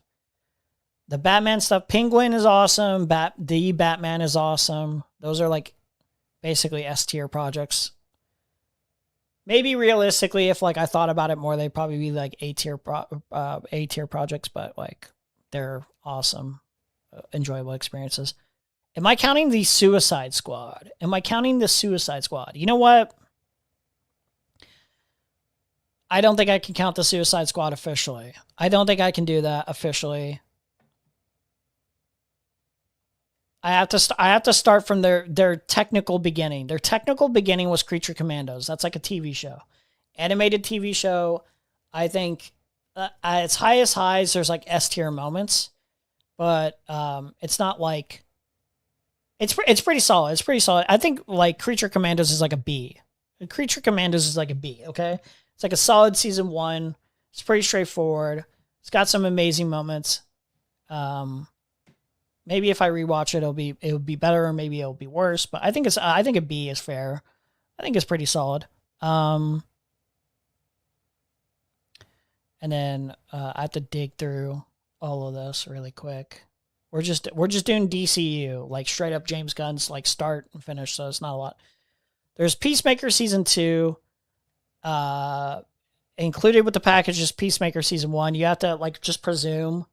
I guess he structured this in such a way where you got to presume, like, you know, the Suicide Squad is canon, but only specific things mentioned in the new timeline or whatever is canon. Season 1 is canon, but just yeah, like that's closer to A. That's closer to A. You know what? Peacemaker's B. No. A's fine. A's fine. It's a little bit better than Creature Commandos. Based off 2 seasons, I think it's a little bit better. It's got some negatives where the James Gunn quality of writing gets a little bit in your face, where the humor is a little bit, this is how people would talk. It's a little bit much, isn't it? It's a little bit much. But I think overall, it's a pretty good show. Pretty good show. So you got a decent start here. Oh my God. There you go. And then, what is it? Superman? Where we got? The new Superman. Where is this fucking Superman film? Where the fuck is this? Holy shit. So much fucking shit in the way. Is this even here? Is Supergirl even going to be in here? Oh, it's not, is it? Jeez. It's not in this one. Whatever. Fuck you. I'm going to use just a random Supergirl and a random Superman just as an example of what I think. So let's use just this random Superman. Okay, this is not the actual We'll use Superman 1 here. But this is our DCU version. This is like a C. This is like closer to a C, closer to a B than a C. It's like low B. I think I enjoyed Creature Commandos more than Superman. Yeah, I do. Yeah, it's solidified. There's certain episodes of Creature Commandos that are like, oh, wait, actually, this is really good character writing. This is really good. I'm actually more invested. Superman's solid. That's closer to a C, but I would put it in lower B. I don't feel like C is appropriate necessarily for the quality of the film. And then Supergirl's like a... Listen, Supergirl's like a D, okay? So Supergirl's like a D, okay? It is actually kind of a D. Maybe if I were being more generous, I'd put it in C, maybe. That might be a little bit too generous. I think it's closer to a D, but it's not necessarily... I feel like there would be 2 other tiers I would put under, it's not like F. It's not like E or F or anything. It's we did a bad job, but it's this could have been done way worse. It's closer to a C than it is an E or an F, it's almost there. It's almost serviceable to where it could have. I think it could have been a good movie, a decent good movie, but it's not quite there. It's not quite there. So just based off the project so far, it's hard to really get a good guesstimate of where this is going in terms of quality. It's hard to really gauge. I feel like the James Gunn's projects alone are going to give you higher projects that are going to be closer to A, potentially S, depending on where the future goes. If I were to guess, Man of Tomorrow will probably end up being a B project. And then Lanterns would probably end up being a C or an A. Maybe Lanterns will end up A, but it'll probably be closer to a C. Just based off what I've seen, what gauge I'm getting, you know what I mean? It's a little iffy, It's hard. Oh, that Clayface movie though, from what I've been hearing, in that trailer, that actually might be based off what I hear, what I saw in the trailer. That could be S material. That has the best chance of being S material. I think realistically it's probably going to be A, but I think it has a chance to be S material. Talked about he's already filmed some scenes with her, so that'll be cool. But this movie, it really came off so average to me. I'm not so much on you where I thought it was awful or bad. I agree on your sentiment about a great director with a bad movie with Craig Gillespie. But it's in that middle ground where it's almost just as bad as in it was just average. There's nothing that exciting to talk about, and equally not even that much really to really fixate on the negatives. It's just kind of flowing through the motions, and that I think was the biggest problem I had. Is it's adapting great source material, but that's the thing. There was not there was more an investment in the conversation surrounding Supergirl than there was an investment in me talking about Supergirl as a movie. There's more of an investment in my eyes of how people receive the movie in terms of some of the bad critiques than there was an investment in me being yeah, Supergirl's a bad movie or a mediocre movie, Source material. but it's just doing the like hitting the check marks of it. It's like, okay, this girl's family has to die. Okay, we did that. She has to meet Supergirl and go on the adventure. Okay, we did that. Like, you're right. The flow isn't there. The editing choices of where certain scenes come about just could have impacted more. I so agree on the arc with Supergirl and that. I have no problem with her killing the villain at the end. Neither. That could work, but it did not work with the arc they were setting up with what they were trying to convey with Ruthie. And to me, even with her backstory, they don't do enough to suggest why she would. It's not that it works. It's just like I think the problem is that the message isn't really conveyed more properly of like why killing Krem there is going to work throughout the theme and messaging of the film. It should have been conveyed a little bit more of why we do what we do, like why we kill the villain instead of like, do we kill the villain out of personal self-interest of what happened to us emotionally? How does that impact us? Or do we kill the villain because of what general amount of harm that they've done to the world at hand, or the cities, or states, or space planets, or whatever the fuck, the mass casualties of damage that they've done across their life. Would be so broken. Like, I get you lost your family and planet, but that line she says about, I see the truth in people, no one in her life has wronged her. No one has. That's a great. Yeah. That's not explored. This is a good point. This is not really explored necessarily, where it's like, I feel like that line in of itself is like, you see that and you hear that line in the trailer and you're like, oh, like there might be a point in time of the movie where it's conveyed to us why she's very distrustful of people, but that's never conveyed. Point. That's never. There's never any examples. There's nothing to really give you a sense of like, wow, she's very cynical for a very justifiable reason. You know, like her own Krem or the Krypton. Like, I thought when because they made it seem in the trailer like, Krypton, that chunk is left, and then maybe the society collapsed in itself and people started.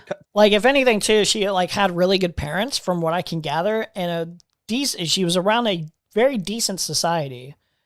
There's no sense of like a crumbling society where things are like going crazy and unstructured and like builds a natural distrust. It's just, yeah.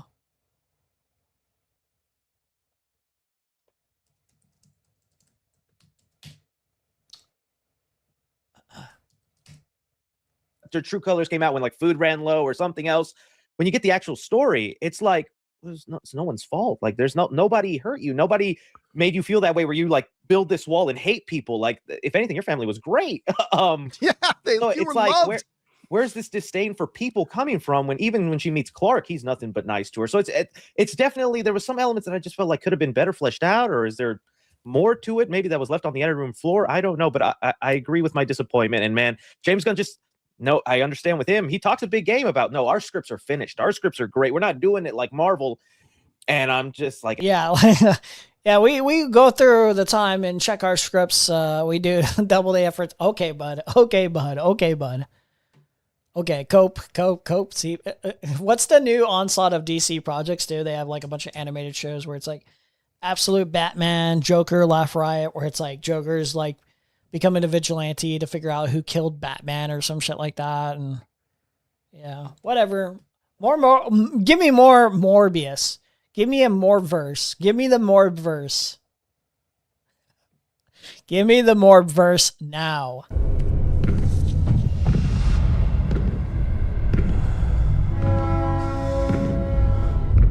Also, the thing is, Supergirl, I watched Supergirl and it was like, I had a better time with He-Man.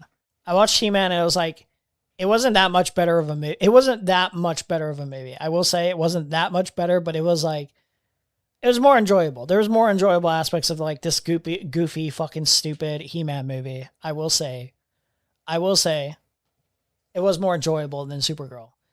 How's He-Man a more enjoyable experience? Come on, James Gunn. You're letting He-Man outdo you in quality? What's going on, buddy?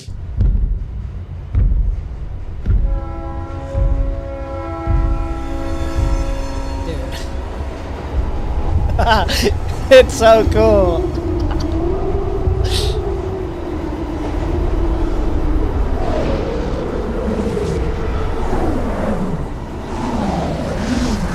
Dude, what is this?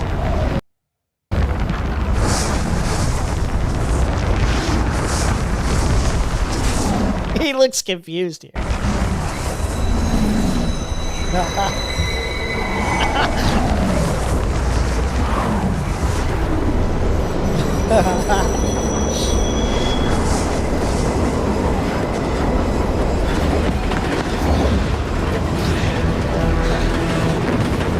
Suddenly flying.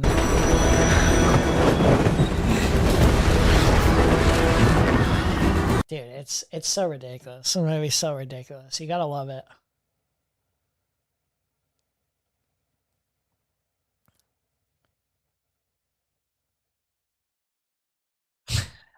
Loved it when he said it's Morbin time. Dude, we need to see the dance sequence again. I need to see the comments for the dance sequence too. Have sex. Dude, the fucking music choice here is so incredible. You gotta love it. Poop my pants again. Poop my pants intense. Proceeds to Morb.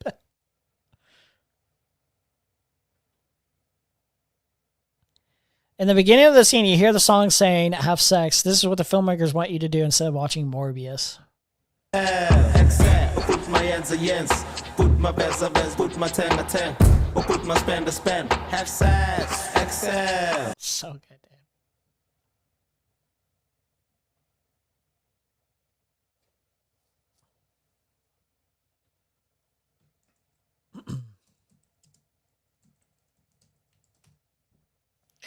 All right, I think we might be good for today. Maybe because I'm free today, but maybe I'll stream again if there's anything specific I want to talk about. I'm not trying to rehash a bunch of. I know there is like some conversations.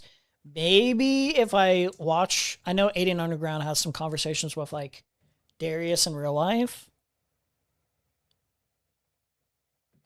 Maybe we can take a break, and if I'll take a break. I'll play some Marvel Rivals and listen to some of this. If it's good enough, maybe I'll cover it.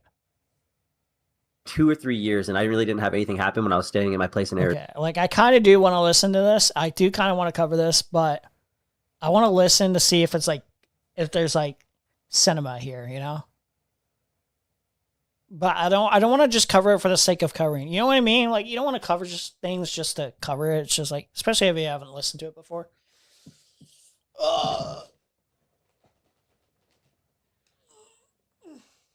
Holy fuck. Let's see.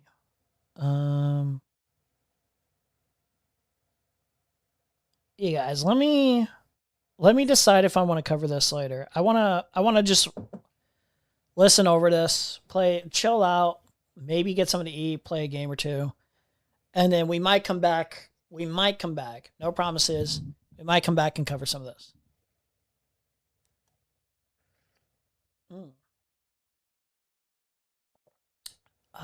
Yeah, but let's see. Shout outs, Shadow for coming. First T News, Blueberry Moore.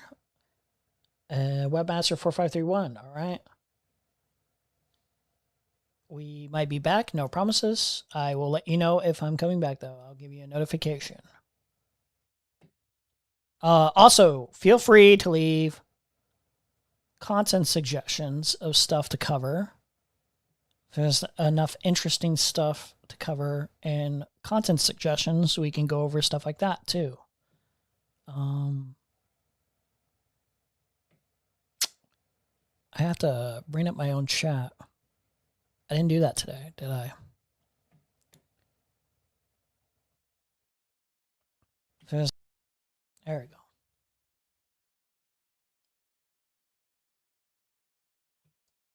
Discord server linked up in the chat. Feel free to leave them there. Also, Cash App, Black Plague J, BLQCKPLQGUEJ. for, you know, further donations, incentivize me more. Our content section there, or just if you just want to give a buck, friendly little buck or two. All right, guys, smooches. See you later.